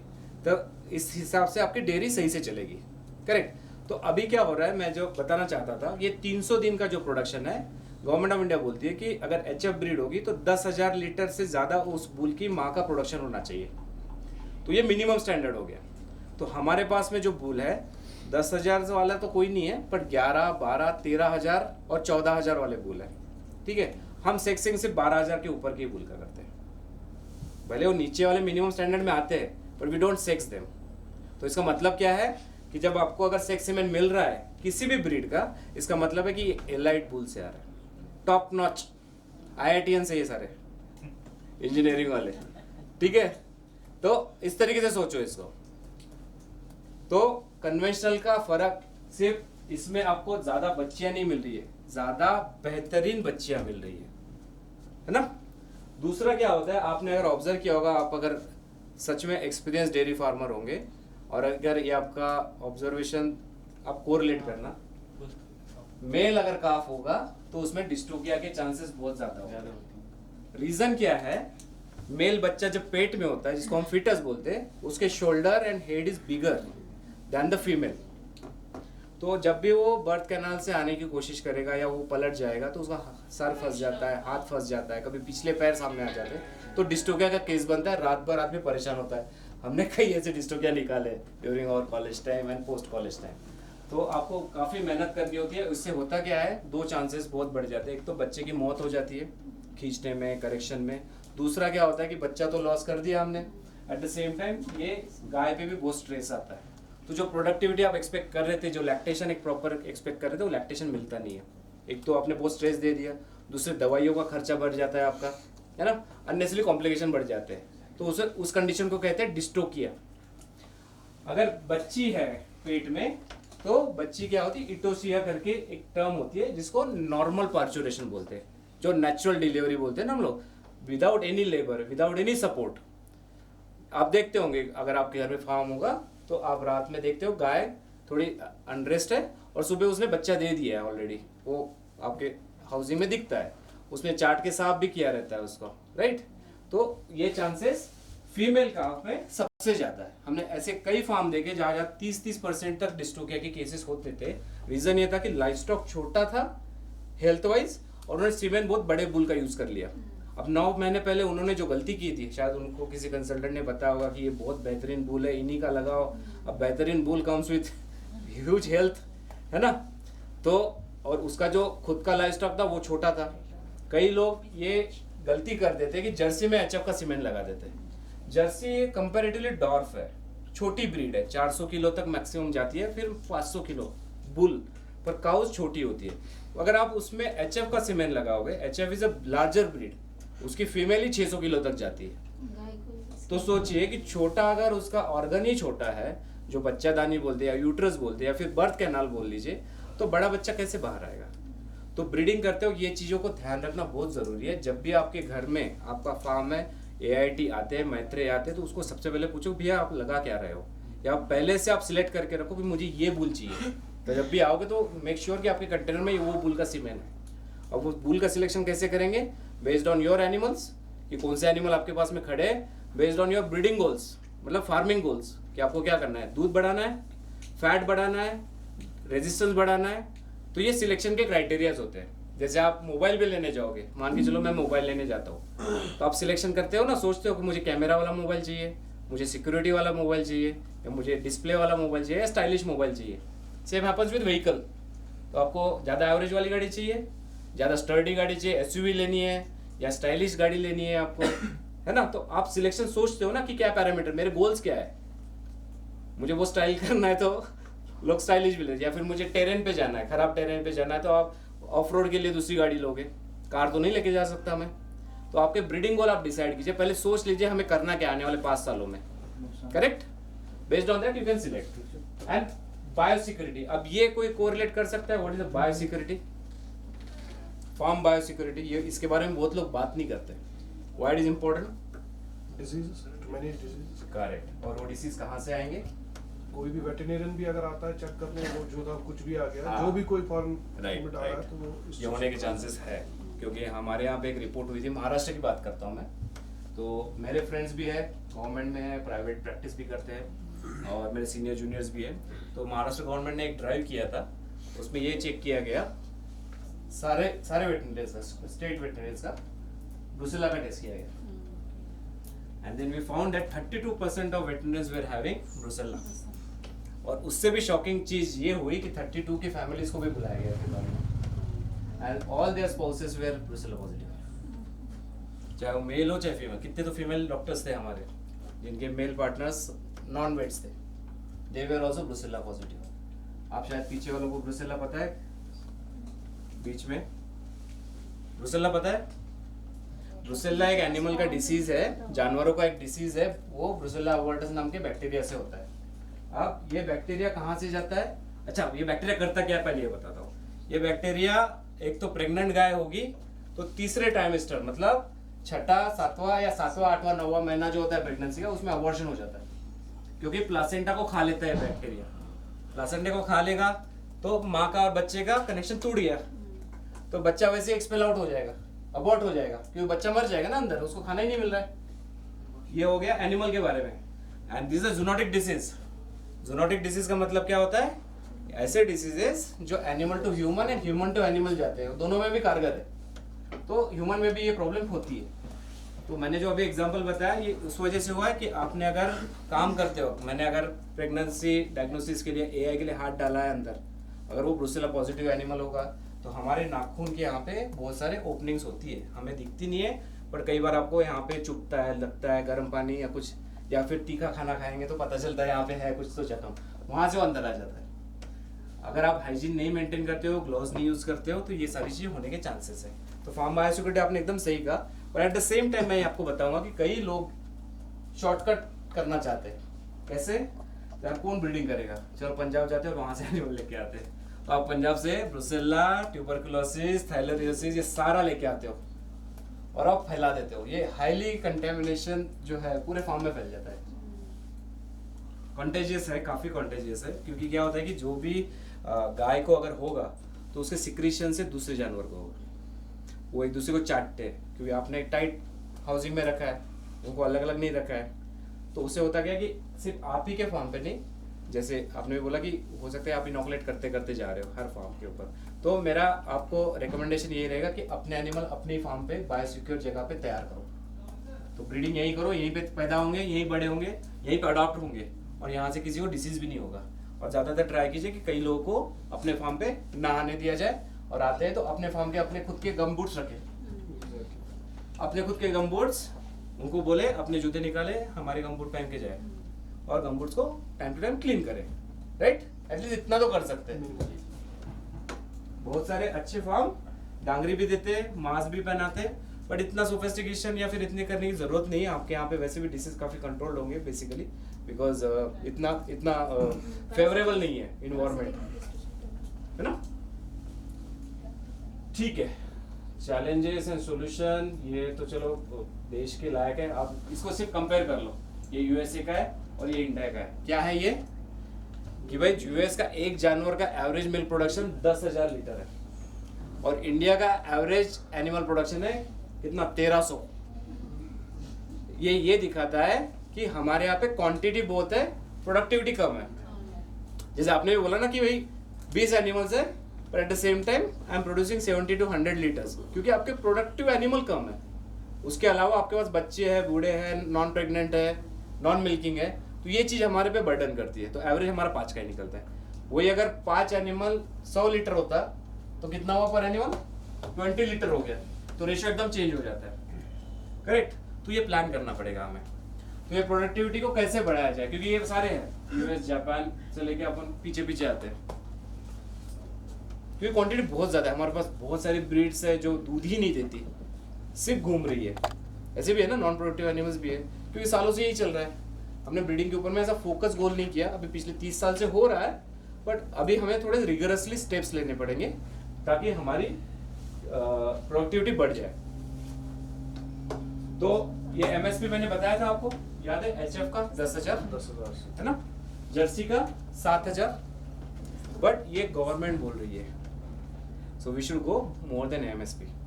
सिलेक्शन जब करेंगे तो अगर हमारे पास 11,000 का अवेलेबल बुल है तो लेट्स सिलेक्ट इट, 12,000 का बुल है तो let's select it, correct. Same अगर हम इंडिजिनस में बात करेंगे तो 3,500 है, और सीबी में बात करेंगे, एचएफ सीबी में तो 5,000 है, जर्सी सीबी में 3,500 है। And same happens with buffalo, buffalo का भी 3,500 के आसपास में आता है मिनिमम स्टैंडर्ड। तो इस स्टैंडर्ड को बढ़ाना चाहिए, तब तो हमारे एवरेज मिल्क बढ़ेगा पर एनिमल, ठीक है। अब बुल पोटेंशियल, इस पे मैं थोड़ा सा बात करूंगा कि एक कन्वेंशनल, एक सीमेन अगर मुझे मिलता है लैब के अंदर में, कोई भी एक सीमेन एक बुल से, तो मैं उसकी कन्वेंशनल कितनी बनाता हूँ और सेक्स कितनी बनाता हूँ। तो कन्वेंशनल सीमेन 20 मिलियन, यही बात कर रहे थे हम लोग, करेक्ट। उससे मैं टोटल डोजेस कितने बनाऊंगा। अच्छा, पहले ये समझा देता हूँ क्या है। तो मुझे अगर एक इजैकुलेट आता है बुल का लैब के अंदर में, तो 6 ml के आसपास में एवरेज पकड़ते हैं हम लोग, करेक्ट। उसका कंसंट्रेशन होगा 1500 मिलियन, मतलब 1500 मिलियन 1 ml के अंदर में। तो टोटल मेरा कितना हुआ, ऑलमोस्ट 1.5 बिलियन के आसपास में मेरे पास सेल्स है। हर एक स्ट्रॉ के अंदर में मुझे कितने डालने हैं, कंसंट्रेशन कितना डालना है, तो मैं सीधा डिवाइड करता हूँ, तो मुझे 450 स्ट्रॉ मिलती है कन्वेंशनल की, जिसमें 50-50% मेल फीमेल होगी। तो अगर मैं उस 450 स्ट्रॉच को मैं फील्ड पे लगाता हूँ और मेरा कंसेप्शन रेट अगर 35% है, मतलब 100 स्ट्रॉ लगाई, 35 गाय प्रेग्नेंट हो गई, करेक्ट। तो मेरी टोटल प्रेगनेंसी कितनी होगी, 158 प्रेग्नेंट एनिमल होंगे 450 एआई करने के बाद, करेक्ट। अब क्या होता है, काविंग के दौरान प्रेग्नेंट तो हो गई, पर बहुत बार क्या होता है 5% के आसपास में आपकी अर्ली एम्ब्रियोनिक डेथ होती है एनिमल्स में, या आपको पता भी नहीं चलता कि एनिमल प्रेग्नेंट हुआ था भी कि नहीं, कंसीव तो हो गया, पर वो एम्ब्रियो रिकॉग्नाइज ही नहीं होता है, माता को मदर रिकॉग्नाइज नहीं करती है, और वो फ्लश आउट हो जाता है एज अ फॉरेन बॉडी। दूसरा है, कभी भी अटैच भी हो जाएगी, वो प्रेगनेंसी स्टेब्लिश नहीं हो पाती है, करेक्ट। और दूसरे कुछ फैक्टर्स हमने पकड़े 5% के, जिसमें जैसे ब्रुसेल्ला का मैंने बताया कि भाई तीसरे ट्राइमेस्टर में अबॉर्ट हो गया, और कोई रीजन हो सकते हैं, है ना, ट्रॉमा हो सकता है, एनिमल गिर गया, कुछ हो गया। तो हमने ये माइनस ये किए, तो हमारे 158 प्रेग्नेंट एनिमल में से हमें 143 काफ मिले, टोटल बच्चे पैदा हुए, करेक्ट। तो हमने कितने एआई किए थे, 450 एआई किए, उसमें से 143 के आसपास बच्चे हुए। अब 143 को मैं आधा करता हूँ, क्योंकि 50-50% होगा ना, तो मैं इसको 144 पकड़ता हूँ अंदाज से, और ये आपको मेल मिलते हैं 72 और फीमेल मिलती है 72, करेक्ट। ये हिसाब आ गया। अगर इसी इजैकुलेट को, सेम इजैकुलेट को मैं अगर सेक्स में प्रोसेस करता हूँ, तो सेक्स में प्रोसेसिंग के दौरान मेरा क्या होता है, मैं 2.6 मिलियन ही एक स्ट्रॉ के अंदर डालता हूँ, जो कि गवर्नमेंट ऑफ इंडिया बोलती है 2.1, पर मैं थोड़ा सा ज्यादा डालता हूँ उसमें, ठीक है। तो मैं टोटल डोजेस कितने बनाऊंगा, यहाँ पे 450 बन रहे थे, मेरे पास यहाँ पे 500 के आसपास डोजेस बन गए उसी सीमेंट से, राइट। उसके बाद में सेम चीज अगर मैं पकड़ता हूँ, मैंने थोड़ा कंजम्पशन रेट नीचे पकड़ा है, वहां पे 32% पकड़ा है, यहाँ 35 पकड़ा था, तो वहां पे हमारी 162 प्रेगनेंसी स्टेब्लिश हुई है। सेम मैंने अर्ली एम्ब्रियोनिक डेथ और वो सारा चीज निकालता हूँ, तो मेरी 162 के जगह पे अगर प्रेगनेंसी स्टेब्लिश होती तो इतने बच्चे होते, 146, ऑलमोस्ट एट पार है, 144, 146, ठीक है। बट डिफरेंस क्या है इसका, अगर 90% मैं निकालता हूँ तो मेरे पास में 15 मेल हो रहे हैं एंड 131 फीमेल हो रहे हैं। तो now you got the economics, कि एक ही अच्छा जेनेटिक्स को मैं कन्वेंशनल में बनाता हूँ या सेक्स में बनाता हूँ, मेरा नेशनल इंपैक्ट क्या पड़ेगा। मैं एक इजैकुलेट की बात कर रहा हूँ, कितना डिफरेंस है दोनों में, डबल का डिफरेंस है। तो फास्ट फॉरवर्ड डेयरी इंडस्ट्री बढ़ानी है मुझे, और मैं साल के मान के चलो कि 300 इजैकुलेट प्रोसेस करता हूँ एक बुल से, मोटा मोटी मान लो, तो कितना डिफरेंस आएगा?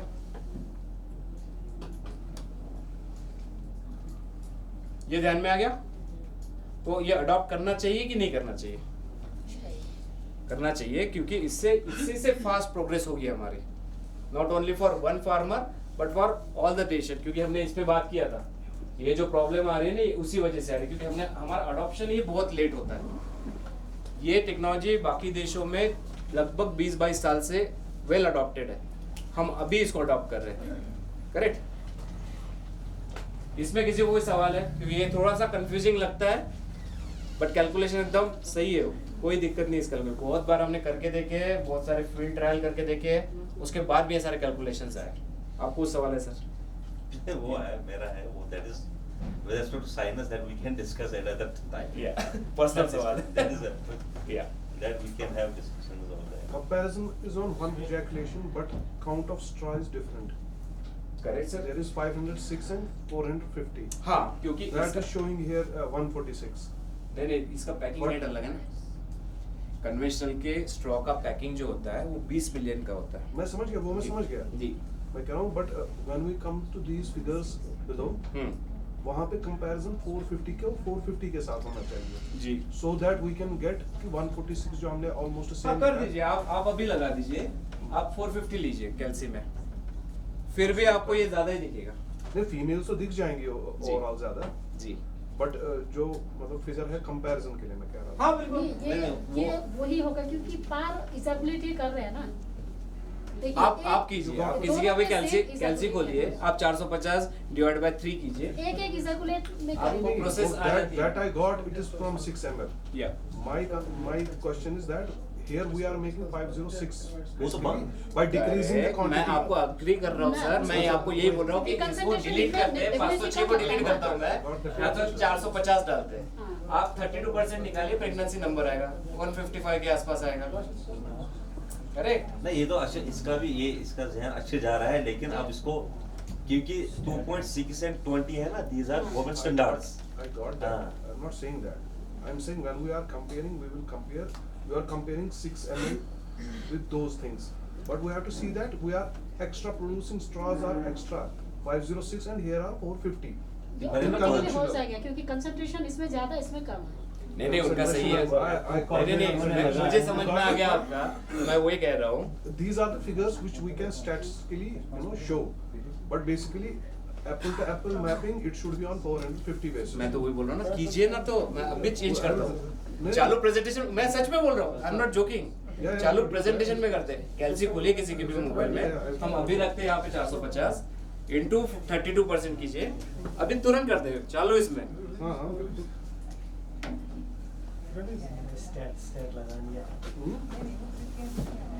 ये देखिए 450 मैंने कर दिया, बताइए 32% कितना हुआ 450 का?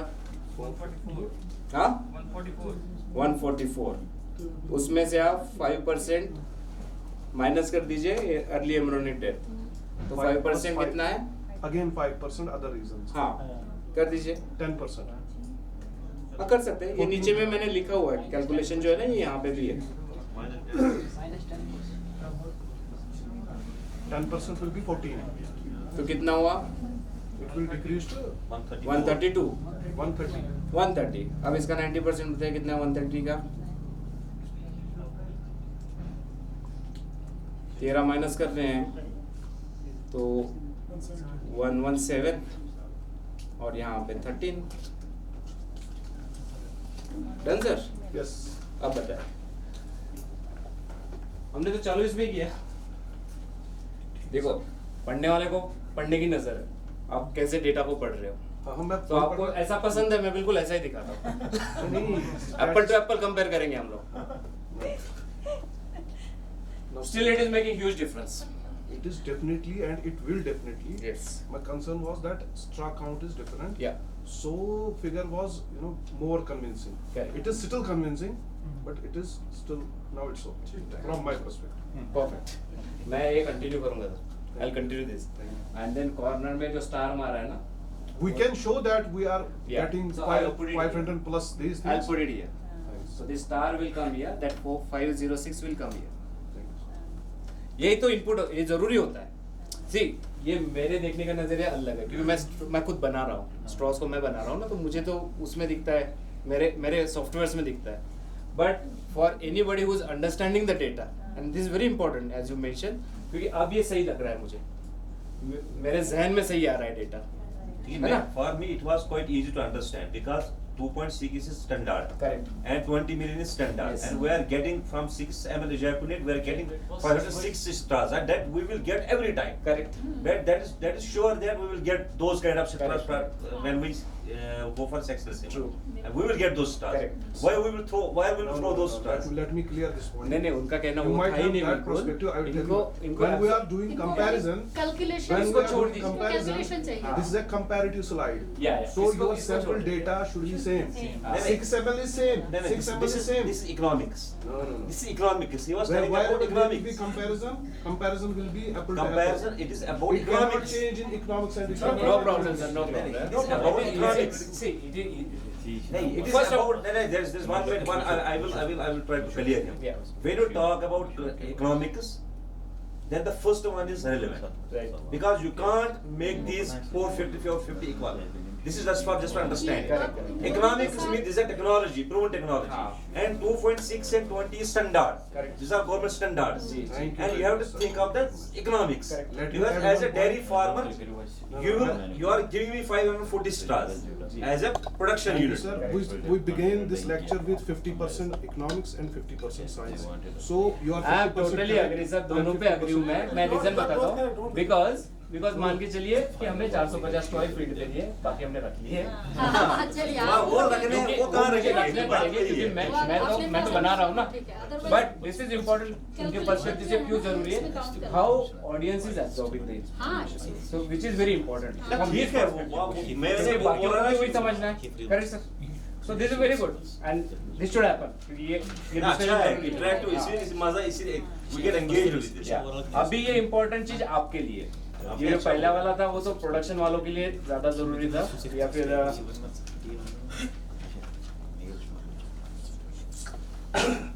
इस लाइट को समझते हैं पहले, वो तो चीज समझ में आ गई. Exactly. 50%, 90% आप समझते हैं कि एक कन्वेंशनल एक फार्म है जहाँ पे 10 एनिमल्स है, एक दूसरा फार्म है जहाँ पे 10 एनिमल्स है, और दोनों भी ऑलमोस्ट सेम है फार्म्स एनवायरमेंट वाइज लाइफ. और इस फार्म के ऊपर में 6 सीमेन यूज हुआ है, फार्म ए फार्म बी. करेक्ट. आपकी जब F1 आती है आफ्टर 9 मंथ्स, वो आती है यहाँ पे, क्योंकि आपने कन्वेंशनल यूज किया तो 5 फीमेल आई है. 5 करना क्या है या फिर इसकी इनकम क्या है, वो it's all together different calculation, क्योंकि आप इसको छोड़ दो, बेचो, 1 महीने का बेचो, 3 महीने का बेचो. मैं बड़ा इसमें बात नहीं करूंगा, क्योंकि वो डेयरी पे हम बात ही नहीं करते. देन अगेन जब सेकंड इंसेमिनेशन चलेगा तो इसमें से इस स्टॉक में से और घटते जाएंगे. करेक्ट. देन घटते घटते घटते आप 1 पे आ जाओगे. मैं एक्स्ट्रा एनिमल्स की बात कर रहा हूँ. ये तो वो बोला था बिल्डिंग ब्लॉक चेंज नहीं कर सकते हम लोग, जो है वो वैसे ही प्रोड्यूस करेंगे. एक पॉइंट आएगा जब ये इनको रिप्लेस करेंगे. करेक्ट. तो यहाँ पे कन्वेंशन में आपको कोई गारंटी नहीं कि बूस्ट में. करेक्ट. तो ये जो रिप्लेसमेंट हीफर्स है ये कितने बेहतर होंगे इसकी गारंटी नहीं है. ठीक है. तो आप समझ सकते हो कितने फीमेल हुए total at the end of 5th generation. नई फीमेल्स कितनी बनी है? ऑलमोस्ट 10. में क्या है, सेक्स में क्या है, आपको 1st जनरेशन में 9 मिल गई, फिर 9 को फिर से इंसेमिनेट किया, आपको मिली है ऑलमोस्ट 8. ऐसे करते करते आपको एडिशन करते जाते आपको मिल जाती है लगभग 30. करेक्ट. अब जो मैंने स्टैंडर्ड बोला था, क्या बोला था, assuming additional milk, assuming 3000 kg, ये मिनिमम पकड़ा है मैंने, मतलब 10 लीटर पर डे पर एनिमल. ठीक है. ये पर लैक्टेशन, जो 10 महीने का लैक्टेशन मैंने पकड़ा था. And then 40 rupees a litre. आपके यहाँ पे कितने रुपए में सेल होता है? 50 तो हम कम पकड़ते हैं, 40 रुपए पकड़ते हैं, क्योंकि कई राज्यों, मेरे राज्य में 27 रुपए. बट मेरे यहाँ पे मिनिमम डेयरी, जो छोटी डेयरी बोलते हैं ना, उसका डेली कलेक्शन 5 लाख लीटर है. So all together game is different, है ना. छोटी डेयरी की बात कर रहा हूँ मैं, छोटी डेयरी उसमें हम जाते हैं ना बहुत बार के क्लासेस लेने या फिर कुछ इंटरेक्टिव सेशंस के लिए, तो बोले हमारा छोटा सा प्लांट है, छोटी डेयरी है, ऑलमोस्ट 5 लाख लीटर करते हैं। यहाँ पे सर हमारा जो बड़ा डेयरी फार्म है मुझे लगता है वही 50-60 मुझे लगता है। हाँ, बाकी और वहाँ पे बड़े होंगे, कुछ प्रोसेस बड़े भी होंगे, लेकिन ओवरऑल मुझे लगता है 15 वाले को बोलते हैं हम ठीक है। ठीक है। नहीं तो स्केल मैटर करता है नहीं, जितना वॉल्यूम। थोड़ा सा इनको सर वो जितने भी हमारे फार्मर हैं इनको थोड़ा सा उसकी तरफ हमें रगबत देना है। नहीं करना है, क्योंकि देखो ये यही स्कोप है, हाँ। क्योंकि आपको यहाँ स्कोप है। यहाँ स्कोप एंड दूध ऐसा है ना, milk is a daily crop, daily income. ऐसा कोई क्रॉप नहीं है रोज अपने को देगा, फल वाले देते हैं पर फल का सीजन आता है। कॉस्ट ऑफ मिल्क प्रोडक्शन जो है ना पर लीटर यहाँ ज्यादा है एज कम्पेयर टू। ना वो फिर भी, लेकिन एक्चुअली वो क्यों है, क्योंकि हम बल्क में नहीं करते। जैसे 3 गाय 4 गाय, आपको कोई भी बिजनेस करना है तो आपको थोड़ा साइज बढ़ा। नहीं, अगर साइज बढ़ा लिए है ना, जो हमारे इंग्रेडिएंट्स बाजार हम आएंगे सर, उस पे भी आएंगे, पहले इनका लिंक टूट जाएगा यहाँ पे, ठीक है, ये बहुत जरूरी है, उस पे भी आएंगे, क्योंकि 7 दिन हमें ये सब यही चीजें कवर करनी है। तो मैंने सारी चीजें मिनिमम पकड़ी है, बराबर, ये मिनिमम है। अब जब मैं इन सब का कैलकुलेशन करता हूँ तो मुझे कितना दूध आ रहा है कन्वेंशनल सीमेंट से, मेरे ख्याल से मैं टच कर रहा हूँ इसलिए आवाज आ रही है, इंटरेक्टिव है क्या? हाँ, वही सोच रहा हूँ कि आवाज क्यों कर रहा है, so I will not touch it. So conventional cement से मेरे पास इतनी फीमेल एडिशनल आई, उतनी फीमेल से मैं almost 31 to 32,000 litre he produce कर पा रहा हूँ, बराबर। वेयर एज मैं सेक्स सीमेंट अगर यूज करता हूँ तो मेरे पास मोर देन 1 लाख लीटर हो रहा है। सी द इकोनॉमिक्स, और इस बारे में सोचते नहीं है हम लोग। सेकेंड, अगर मैं 40 रुपए के हिसाब से पकड़ूंगा तो आपका ऑलमोस्ट 30,000 लीटर का 12 लाख का इनकम हो रहा है, वेयर वहां पे आपका 40 लाख के ऊपर जा रहा है। नाउ सी, एक छोटे चेंज की वजह से कितना बड़ा डिफरेंस आ रहा है। आपने इन्वेस्टमेंट में शायद ये सुना होगा, compounding. So this is a compounding in dairy farming, और ये कोई हाइपोथेटिकल नहीं है, ये लोगों ने किया है, हम खुद भी कर रहे हैं, और people have not get it. अभी ये जो 3,000 की मैं बात कर रहा हूँ, people are getting almost 8 to 9,000 litres per lactation per animal. 10,000 ऊपर के भी लोग हैं उनको मिलता है, पर वो एक अलग क्लास है, वो कई सालों से बहुत ऑर्गेनाइज डेयरीज है वो कर रही है, जिसके अंदर में उनके खुद के एक्सपर्ट उन्हीं के पास में है, उनके AIT खुद अपना सीमेंट रखते हैं वो लोग, वो किसी पे डिपेंड नहीं रहते।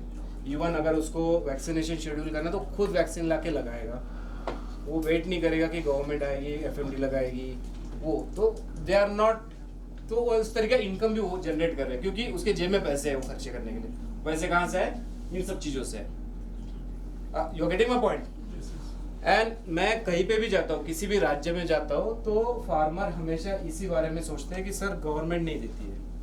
तो मुझे लगता है कि हमने नहीं सोचना चाहिए। किराने दुकान वाला बोलता है कि गवर्नमेंट मुझे ये नहीं दे रहा है, वो नहीं दे रहा है, या सब्जी वाला नहीं बोलता है। So if you want to become your own entrepreneur, और एक मॉडल आपको बनाना है, या फिर आपको किसी के लिए मोटिवेशन बनना है, अपने लिए, अपने परिजनों के लिए, so I think you should start believing in yourself and taking your own decisions and taking your own initiatives. और वो तभी हो पाएगा जब आपके जेब में पैसे रहेंगे। नहीं होगे तो फिर तो ला ही नहीं सकते, कर ही नहीं सकते। मुझे रिप्लेसमेंट भी चेंज करें, क्योंकि ये एक समय के बाद में ये बूढ़ी हो जाएगी गाय, करेक्ट। इनमें इनफर्टिलिटी के इश्यूज आएंगे, इनकी मिल्क ड्रॉप हो जाएगा, तो आपके लिए अपना फार्म पे खुद का लाइफ स्टॉक तैयार होना बहुत जरूरी है, वो भी एलाइट लाइफ स्टॉक।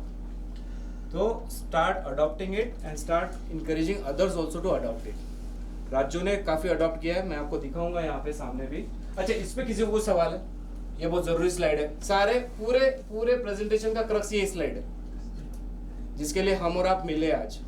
पहले तो बहुत साइंस था, this is part of financial and economics. Dairy farming का ये इकोनॉमिक्स है। और ये अगर नहीं बढ़ते हैं तो आप कितना भी फैंसी आइटम लगा लो अपने डेयरी फार्म पे, फैन लगा लो, AC लगा लो, बाउल्स लगा लो, बहुत सारा फीड लगा दो, दुनिया का बेहतरीन से बेहतरीन फीड लगा लो, अगर उसकी कैपेसिटी अगर 3,000 की होगी तो वो कभी भी 10,000 नहीं दे सकती। आपको 10,000 की कैपेसिटी के जेनेटिक्स सिलेक्ट करने पड़ेंगे, समझे ना। मुझे और हुसैन बोल्ट को खड़ा कर दिया तो मैं कभी नहीं जीत पाऊंगा हुसैन बोल्ट से, चाहे मेरे पैर में नाइकी का कुछ भी लगा दो, कोई भी शूज पहना दो, स्केटर्स भी लगा दे तो भी शायद ना जीत पाऊँ। आप समझ रहे मेरी बात? तो अगर आपके पास में जेनेटिक्स होगा तो 3000 का डेफिनेटली 6000 होगा, 6000 का 9, 10, 12, 14 तक भी पहुंचोगे आप, and that will give you the profitability, proper profitability. तो आप बिल्कुल कभी हिचकिचाएंगे नहीं कि मैं एक अच्छी कंपनी का फीड यूज करूं, मैं एक अच्छी कंपनी की दवाई यूज करूं, मैं एक अच्छी कंपनी का या फिर कोई भी मिल्किंग मशीन जो आपका समय बचा सकती है, जो आपके दूध को हाइजीनिक रख सकती है ना, वो सारी चीजें आप कर सकते हो। तब जब आपको एडिशनली कहीं से खर्चे नहीं करने, आपकी गाय ही आपके खर्चे निकालेगी। She will earn her own thing rather than you are putting your money either from bank or from parents, from friends or from your pocket। आपको कहीं बाहर से पैसे लाने की या कोई फाइनेंशियल एड लेने की जरूरत नहीं पड़ेगी। आपके खर्चे, आपके कैश फ्लो ये गाय ही करके देगी। This is clear? इंटरेस्टिंग है? कभी किसी ने बताया ये चीज पहले या फर्स्ट टाइम हम बात कर रहे हैं? ठीक है ना, आगे बढ़े। बोरिंग हो रहा होगा तो बता दीजिएगा, मैं फिर कंटेंट थोड़ा कम करूँ, मैं थोड़ा स्लो चल रहा हूँ। ये ऑलरेडी डिस्कस कर लिया हमने काफ़ी, ये हमारे लिए काफ़ी इंपॉर्टेंट होता है, या फिर स्टेट्स में जब हम बात करते हैं राज्य सरकार के साथ में, ये स्लाइड उनके लिए बहुत इंपॉर्टेंट है कि कैसा कन्वर्शन हो रहा है। मतलब क्या हर कोई मुझे आके बोलता है यार आपका सीमेंट बहुत महंगा है, बट मैंने आपको कन्वर्शन दिखा दिया। पॉलिसी डिसीजन मेकिंग के लिए वो बहुत इंपॉर्टेंट होता है कि अगर आपके स्टेट के प्रिंसिपल सेक्रेटरी मुझे पूछ रहे हैं कि भाई तुम्हारा सीमेंट बहुत महंगा है, 500-600 रुपये का आता है, मैं क्यों लूँ, तो मैं फिर उनको ये समझाता हूँ कि कन्वेंशन से होने वाले आपको, क्योंकि पॉलिसी डिसीजन 5-10 साल का बनता है, 1 साल का नहीं होता है। When you calculate it you will come to know कि convention cement is 1 straw is almost 45 rupees expensive than sexed cement. ठीक है, जेनेटिक सिलेक्शन पे बात करें। जेनेटिक सिलेक्शन जो पहले होता था, बेसिकली हमारे जानवर जाते थे खेतों में चरने के लिए और ब्रीड होके आ जाते थे, हमें पता ही नहीं रहता था कि किससे कौन प्रेग्नेंट हुआ है। इसी वजह से हमारे यहाँ पे कई ब्रीड क्रॉस ब्रीड हो चुकी, कोई एनडी हो चुका है, मतलब लाइवस्टॉक उस तरीके से हुआ है। करेक्ट। और ये ट्रेडिशनल मेथड है। ट्रेडिशनल मेथड में हमने ये भी देखा है कि पहले हो सकता है मेरी गाय 10 लीटर देती थी, और उसकी जो बच्ची हुई है, क्योंकि वो अनकंट्रोल ब्रीड होके आई है, हमें पता नहीं किस बैल से वो प्रेग्नेंट हुई है, तो उसकी बच्ची 4 लीटर 6 लीटर दे रही है, क्योंकि हो सकता है वो सेम ब्रीड की ना हो सकता है जो बैल के साथ में वो ब्रीडिंग हुई है वो लो प्रोडक्टिव वाले एनिमल का होगा। तो इसलिए हमने देखा कि पिछले कुछ सालों में हमारी मिल्क यील्ड बढ़ी और फिर बीच में और ड्रॉप होती गई पर एनिमल। इस वजह से क्योंकि हमारा सिलेक्शन क्राइटेरिया सही नहीं था। इवन एआईज में भी मैंने ये भी देखा है कि कई एचएफ गायों को लोग इंडिजिनस का सीमेंट लगा देते हैं। अब क्या होता है, आपकी क्रॉस ब्रीड हो गई, रिवर्स क्रॉस हो गया, माँ अच्छी दूध दे रही थी 18-20 लीटर, बच्ची 6-7 लीटर पे आ जाती है, so which is a loss basically. तो हमें क्या करना है, हमें करना है जीनोमिक सिलेक्शन। तो जीनोमिक सिलेक्शन में क्या होता है, जीनोमिक सिलेक्शन के अंदर में आपको दोनों पेरेंट्स के बारे में पता चल जाता है कि भाई इनकी प्रोडक्टिविटी क्या है, इसकी प्रोडक्टिविटी क्या है। उसके बाद में हम क्या करते हैं, एक प्रॉपर वूल सिलेक्ट करते हैं दोनों के कैरेक्टर्स के ऊपर में। तो वो इंडिजिनस में भी अभी पॉसिबल है, एक्सोटिक में तो पहले से था ही HFN जर्सी का। एंड ऑलमोस्ट 80-90% रिलायबिलिटी मतलब भरोसा होता है ना। रिलायबिलिटी जेनेटिक्स का वर्ड है बेसिकली। एक हेरिडिटी होती है, आपने सुना होगा कि यार इसको डायबिटीज हो रहा है, हेरिडिटी होगा इसको, या और कोई प्रॉब्लम होगी जैसे स्वभाव है अपना, या फिर हमारे कैरेक्टर्स है, हमारे पेरेंट्स से आते हैं ना, क्योंकि हेरिडिटी आती है वो। करेक्ट, आदतें होती है बहुत सारे लोगों की, बात करने का स्टाइल हो गया, कुछ हो गया, तो that is heredity. But reliability का मतलब क्या होता है, मान के चलो मैं 2 या 3 कैरेक्टर्स के बारे में बताता हूँ, मेरा खुद का एग्जांपल लेके। मेरे पेरेंट्स, फादर टॉल है, मदर शॉर्ट है, ठीक है। फादर ऑलमोस्ट 6 के आसपास हाइट होगी उनकी, मदर की हाइट 5.51-5.2 के आसपास। तो हम जो 4 बच्चे हैं सबकी मिक्स हाइट है। मेरे बड़े भैया काफ़ी ऊंचे हैं, sister is very short, and हम 2 भाई मिडल है, मतलब 5-8 के आसपास है। तो ये जो कैरेक्टर है दोनों तरफ से उनके बच्चों में आ गया, है ना। कहीं किसी की डोमिनेंस ही नहीं है, किसी एक पेरेंट की डोमिनेंस ही नहीं है। किसी बच्चे में छोटा भी हो सकता है, किसी बच्चे बड़ा भी हो सकता है। बट डोमिनेंट कैरेक्टर कौन सा है, जो कि मेरे फादर से आया है, हमारा नाक। मेरे फादर का मतलब मेरा नाक मेरे फादर जैसा है, ऐसा ही बाकी बच्चों का भी है। मतलब मेरे तीनों भी सिबलिंग्स है, सबका नाक ऐसा है। Where my mother's nose is short. तो वो कैरेक्टर बच्चों में नहीं आया। आप कोरिलेट कर रहे हो, मैं क्या बताने की कोशिश कर रहा हूं। तो सेम चीज होती है दूध के साथ में। ऐसा होता है कि हम डांस मिल्क यील्ड पे सिलेक्ट करते हैं, विच is a sex link character है, ये वो बच्चों में आना चाहिए, बट कभी कभी वो एक्सप्रेस ही नहीं होता। एक्सप्रेस मतलब वो दिखता नहीं है। यार माता का तो दूध अच्छा है, बच्चों का क्यों नहीं है? वैसे ही आपने सेलिब्रिटीज को भी देखा होगा, कोई बहुत अच्छे सेलिब्रिटी होते हैं, एक्टर्स होते हैं, स्पोर्ट्समैन होते हैं, उनके बच्चे कर ही नहीं पाते क्योंकि वो कैरेक्टर नहीं आ पाए। Apart from genetics there are other factors also, nutrition, environment, वो चीजें भी होती है, बट ये सारी चीज चेंज की जा सकती है। न्यूट्रिशन आप चेंज कर सकते हो कभी भी, हाउसिंग आप चेंज कर सकते हो, मैनेजमेंट आप चेंज कर सकते हो, जेनेटिक्स चेंज नहीं कर सकते। आप समझ रहे हो मैं क्या कहने की कोशिश कर रहा हूँ? थोड़ा सा ऊपर जा रहा होगा। दूसरा एक बहुत बड़ा एग्जांपल बताता हूँ, शायद रिकॉर्डिंग बंद करेगी तो अच्छा होगा क्योंकि बड़े सेलिब्रिटी का है। नहीं चलो कोई नहीं, just take it as very lighter note लेना, ठीक है। एक चीज बताए, आप श्री अमिताभ बच्चन जी को जानते हैं बराबर? कितनी हाइट है अमिताभ बच्चन जी की? 6+ होगी अप्रोक्सीमेटली।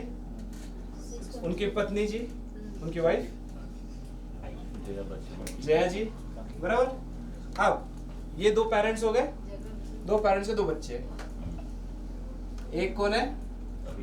माननीय अभिषेक जी, और दूसरी उनकी सिस्टर, शायद मुझे भी नाम याद नहीं आ रहा है ना। दोनों भी अच्छे हाइटेड है, that lady is also heighted, correct. अब हम डांस मिल्क यील्ड को ध्यान में रखना, डांस मिल्क यील्ड। अब अभिषेक की शादी हुई मिस वर्ल्ड के साथ में, ऐश्वर्या जी के साथ हुई, ठीक है। तो हमने प्रूवन फीमेल मदर को सिलेक्ट किया and they got married and now they got a daughter. क्या नाम है उसका? अनन्या।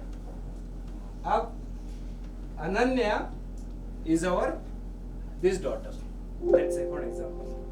एंड हम सोच रहे हैं कि हमारे पास में डैम है। कोरिलेट करना, मैं इजी समझने के लिए ये एग्जांपल दे रहा हूं। अब इस केस में ये डैम कौन सी है हमारे एग्जांपल में? जया जी। सायस डैम, हमारे बुल की माँ का परफॉर्मेंस। हम एक ट्रेट लेते हैं हाइट का, तो अनन्या की हाइट हम कितनी एक्सपेक्ट करेंगे अभी?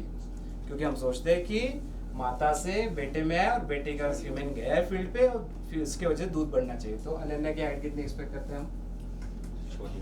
शॉर्ट। हमारे साइंस के हिसाब से तो शॉर्ट होना चाहिए। And how is Ananya right now? She is almost 5'6", 5'7" या 5'8" के आसपास में अभी पहुंची है। Still she is a teenager. तो क्या डांस मिल्क यील्ड हम सिलेक्ट करना सही रहेगा क्या? It is not. तो जो आपको मैंने छोटी सी पेडिग्री दी है उसमें कई बोल की डांस मिल्क यील्ड दी है, so don't go with that for selection, go with the genomic data. वो पढ़ना पड़ेगा, समझना पड़ेगा। मैंने जैसे मोबाइल का एग्जांपल बताया, तो हम मेगापिक्सल सीखने लग गए, कितना मेगापिक्सल है, सोनी का कैमरा है या फिर सैमसंग का कैमरा, हम पढ़ते हैं उसको, हम देखते हैं कि सिर्फ megapixel is not important, telescopic है, वाइड एंगल है। हम ये पढ़ना शुरू किया, समझे, तभी बात होती है। प्रोसेसर्स पे बात करते हैं, 8 Gen का है, चिपसेट है, 4 नैनोमीटर का है। मैं तो इंजीनियर नहीं हूँ, फिर भी आई नो, क्योंकि मुझे जरूरत है उस चीज की। जब वो बोलते हैं ना कि necessity is the mother of, तो नेसेसिटी है। तो अगर आप डेयरी फार्मिंग करना चाहते हो और it is necessity, so this is very important for you to understand the basics. तो जीनोमिक सिलेक्शन के लिए आपको डेटा पढ़ना पड़ेगा और आपके गोल के हिसाब से आपको बुल सिलेक्ट करना पड़ेगा, राइट? और वो जीनोमिक डेटा एम्पल अवेलेबल है, हमारे वेबसाइट्स पे है, दुनिया भर के वेबसाइट्स पे है। एबीएस के भी है, दूसरी जेनेटिक कंपनी है, उन पे भी है। तो ही आपका जो प्रॉपर लाइफ स्टॉक है वो सही तरीके से बिल्डअप होगा, जो स्टॉक है बेसिकली, ठीक है? तो आप बिल्कुल सिलेक्शन कर सकते हो कैरेक्टर्स को, ट्रेड्स को। मुझे वॉल्यूम बढ़ाना है, मुझे फैट्स बढ़ाने हैं, मुझे प्रोटीन बढ़ाना है। जैसे आइसक्रीम या चीज इंडस्ट्री है, तो आपको प्रोटीन बढ़ाना पड़ेगा, वॉल्यूम बढ़ा के फायदा नहीं। अगर मिठाई की दुकान है तो फैट्स बढ़ाने पड़ेंगे। तो इसलिए गोल्स पता होने चाहिए, हमारे डेयरी इंडस्ट्री का गोल क्या है। और सिर्फ वॉल्यूम बढ़ाना है कि मुझे कोई फर्क नहीं पड़ता फैट कितना है, एसएनएफ कितना है, और सिर्फ वॉल्यूम पे मुझे पैसे मिल रहे हैं 50 रुपए, तो लेट्स इंक्रीज द वॉल्यूम, उसी से पैसा मिल रहा है ना आपको। आप जो डेयरी फार्मिंग कर रहे हो उसी पे मिलेगा, करेक्ट। तो इस तरीके से है। बाकी नेशनल गोल से ही है हमारे, तो डेटा ड्रिवन ब्रीडिंग आप कीजिए, जीनोमिक सिलेक्शन जरूरी होना चाहिए। अननेसेसरली अगर आप कोई भी एनिमल का ब्रीडिंग करेंगे तो आपको प्रोडक्टिविटी नहीं मिलेगी। मोर एआई थ्रू द सेक्स सीमेन, क्योंकि उसी से आपको फायदा मिलेगा। कन्वेंशनल से मिलता है बट कंपैरेटिवली सेक्स से अच्छा फायदा मिलेगा, ठीक है। कम्युनिटी ब्रीडिंग प्रोग्राम, मतलब आप अगर सोच के प्लान कर सकते हो कि भाई हमारे रीजन में यही सही ब्रीडिंग है तो फायदा ज्यादा होगा। देन आईवीएफ, जैसे मैंने स्टार्टिंग में बोला था, आईवीएफ हो गया, ईटीटी हो गई, ये आएगा अभी स्लोली, क्योंकि अभी थोड़ा एक्सपेंसिव है और रिजल्ट भी काफी कम है। क्लोज कर, हाँ, यस यस यस यस, हो गया। लास्ट ही कुछ स्लाइड्स है, डन है। जो काम की स्लाइड थी वो खत्म हो गई हमारी। These are all fillers now. And breed specific road map, जैसे मैंने बोला कि HF आपको करना है तो HF पे जाओ, जर्सी करना है जर्सी पे जाओ, या फिर आपको इंडिजिनस जैसे बोल सकते हैं कि गिर में आपको गिर घी का धंधा करना है, बिजनेस करना है तो गिर चढ़ाओ। तो डिपेंड अपॉन कि आपको किस तरीके से आपका रोड मैप क्लियर करना है, ठीक है। ये जीनोमिक सिलेक्शन के ऊपर मैं ज़्यादा नहीं बात करूंगा, क्योंकि ये साइंटिफिक कम्युनिटी के लिए कि जीनोमिक सिलेक्शन कैसे करते हैं। आप बिल्कुल इस तरीके के प्रॉब्लम आप बुल सिलेक्शन से कम कर सकते हो। पेंडुलस अडर देखते हो आप आपके जानवर में, और एक मस्टाइटिस अगर हो गया, एक तो आपका प्रोडक्शन 1/3 हो जाता है, क्योंकि 4 क्वार्टर में से अगर 1 क्वार्टर दूध नहीं दे रहा है तो जहाँ 10 लीटर आना था वहाँ पे 7.5 लीटर ही आएगा। तो हर मिल्किंग के टाइम में आपको 2.5 लीटर का नुकसान है। साल भर में कितने का नुकसान होगा? लगभग 700-800 लीटर का, करेक्ट। तो ये करेक्ट हो सकता है बाय सिलेक्टिंग प्रॉपर बुल, जिसमें अडर अटैचमेंट काफी अच्छा, अडर लिगामेंट जो होती है ना प्रॉपर होती है। कीट्स का भी महत्व है, लेग्स का आएगा। अगर इसमें अगर आपको लेमनेस आ गया तो आपकी गाय खराब हो जाएगी, आपको बेचना पड़ेगा गाय को। अगर वो खड़ी नहीं हो पा रही है, बैठ नहीं पा रही, बार बार जख्म हो रहे हैं उसको, तो ये बहुत इंपॉर्टेंट होता है उनका जॉइंट्स कैसे है, वो जॉइंट्स में डिफरेंस कैसा है ना। तो लेमनेस भी एक बहुत बड़ा इशू होता है जिसमें खर्चे बढ़ जाते हैं and end of the day आपको जानवर बेचना पड़ता है, तो आपका इतना बड़ा इन्वेस्टमेंट किया हुआ वेस्टेज जाएगा। इसका एक मैं छोटा सा एग्जांपल बता देता हूँ and then I will close it, okay. ये चितले डेयरी है, इनका डेली का प्रोसेसिंग है ऑलमोस्ट 8 लाख लीटर का, ठीक है, 8 lakh litre per day, okay. So इनके पास में ये बफेलोज काफी है और कैटल भी है, कैटल भी हाई प्रोडक्टिव है, बफेलोज भी है। पर प्रॉब्लम क्या था इस डेयरी का कि कैटल में मिल्किंग होती थी। इनके पास डी लवाल की मिल्किंग सिस्टम है। डी लवाल आपका यूरोपियन ब्रांड है, तो डी लवाल की जो कप्स जो सक्शंस है वो कैटल के हिसाब से बनाया उन्होंने उस तरीके से डेवलप किया। बफेलोज के आपने अगर देखे होंगे तो टीट्स काफी बड़े होते हैं, बराबर। और बफेलो का एक बड़ा प्रॉब्लम है, शायद आपको नहीं पता होगा, मिल्क लेट डाउन जिसको बोलते हैं। मिल्क लेट डाउन पता है? दूध देने की इच्छा या दूध छोड़ना। तो माँ हमेशा दूध बच्चे के लिए देती है, तो बहुत बार लोग क्या करते हैं, बच्चे को बांध देते हैं और फिर दूध निकालते हैं। माँ को लगता है कि बच्चा दूध पी रहा है, बराबर। तो बफेलोज में ये कैरेक्टर बहुत ही खराब है। मिल्क लेट डाउन बफेलोज में यूजुअली होता नहीं है, कम होता है। तो आप दूध निकालने की कोशिश भी करोगे तो छोड़ेगी नहीं दूध को, वैराज गाय छोड़ती है। तो इनके पास में सैकड़ों जानवर थे, उसमें से कुछ जानवर छोड़ते थे, कुछ जानवर नहीं छोड़ते थे, और टीट्स का भी इशू था। तो हम जब गए फार्म पे तो हमने ये बताया कि आप बिल्कुल, और सारे हाईली प्रोडक्टिव जिनमें दूध का प्रमाण ज़्यादा है, हमने उनको कहा कि आप सिर्फ ऐसे जानवर सिलेक्ट करो और साइड में करो जिनमें मिल्क लेट डाउन ऑटोमेटिक है, ईजियर है। और ऐसे जानवर जो मिल्क लेट डाउन देते नहीं है उनको साइड करो, हाउसिंग अलग कर दो। दूसरा टीट सिलेक्शन हमने बताया, how do you do the selection. Tit selection हमने बोला कि जिसमें जो एग्जिस्टिंग मशीन के कप लगते हैं उस जानवर को अलग करो, और जिनमें नहीं लगते उस जानवर को अलग करो। अब जो सेकंड वाला जो सेक्शन था जो फेवरेबल नहीं था, उनको हमने बोला कि धीरे धीरे धीरे धीरे आपके आसपास के फार्मर्स को बेचिए इनको, और जो हमने सिलेक्ट किए थे इनकी ब्रीडिंग करो खाली। And we have selected the bulls also. अभी इनका लगभग 500 एनिमल का फार्म है। एक भी एनिमल में मिल्क लेट डाउन का प्रॉब्लम नहीं है, एक भी एनिमल में वो कब का हुआ। आप तक पहुंचा मेरा एग्जांपल? हमने सिस्टमैटिकली सिलेक्शन को अप्लाई किया, जेनेटिक्स का पार्ट है ये, और हमने वो जानवर हमारे यहाँ पे रखे जो हमें मशीन मिल्किंग करवाते हैं और जिनमें वो बच्चे बांधने की जरूरत नहीं पड़ती है। वो आते हैं, अपना मिल्किंग करते हैं और चले जाते हैं, no extra efforts, time. But ये परमानेंट सोल्यूशन हो गया। ठीक है, तो आप भी अपने फार्म पे ये प्रैक्टिसेस लगाए। हो सकता है सिनेरियो डिफरेंट हो, बट थिंक अबाउट इट। ठीक है, ये मैं फाइनल त्रिपुरा का एग्जांपल देता हूँ, फिर हम क्लोज करते हैं। तो त्रिपुरा में ये हमारा फार्मर है, ये उनकी गाय थी तीसरे लैक्टेशन में, इसमें सेक्स सीमेन हमने लगाया था जर्सी का। ठीक है, ये नॉन डिस्क्रिप्ट है, वहाँ की लोकल ब्रीड है। और वो जो गाय थी वो लगभग थर्ड लैक्टेशन में कुछ 6 लीटर देती थी। ये जो बच्ची है ये 2023 का फोटो होगा और ये 2025 का फोटो है। Now you can see the character of Jersey, true characters. अडर देखिए कितना सुंदर अडर डेवलप है। फर्स्ट लैक्टेशन में she has started giving 16 liters, 3 time jump है, बराबर। और वो जो फार्मर साहब है वो अच्छा फीडिंग नहीं कर रहे थे। जब हम फीडिंग का उनको शेड्यूल बना के दिए तो that has cross to 20 litres also first lactation. मानिए कि वो थर्ड फोर्थ लैक्टेशन में जाएगी तो कितना दूध देगी। So this is called as genetic selection and it's result.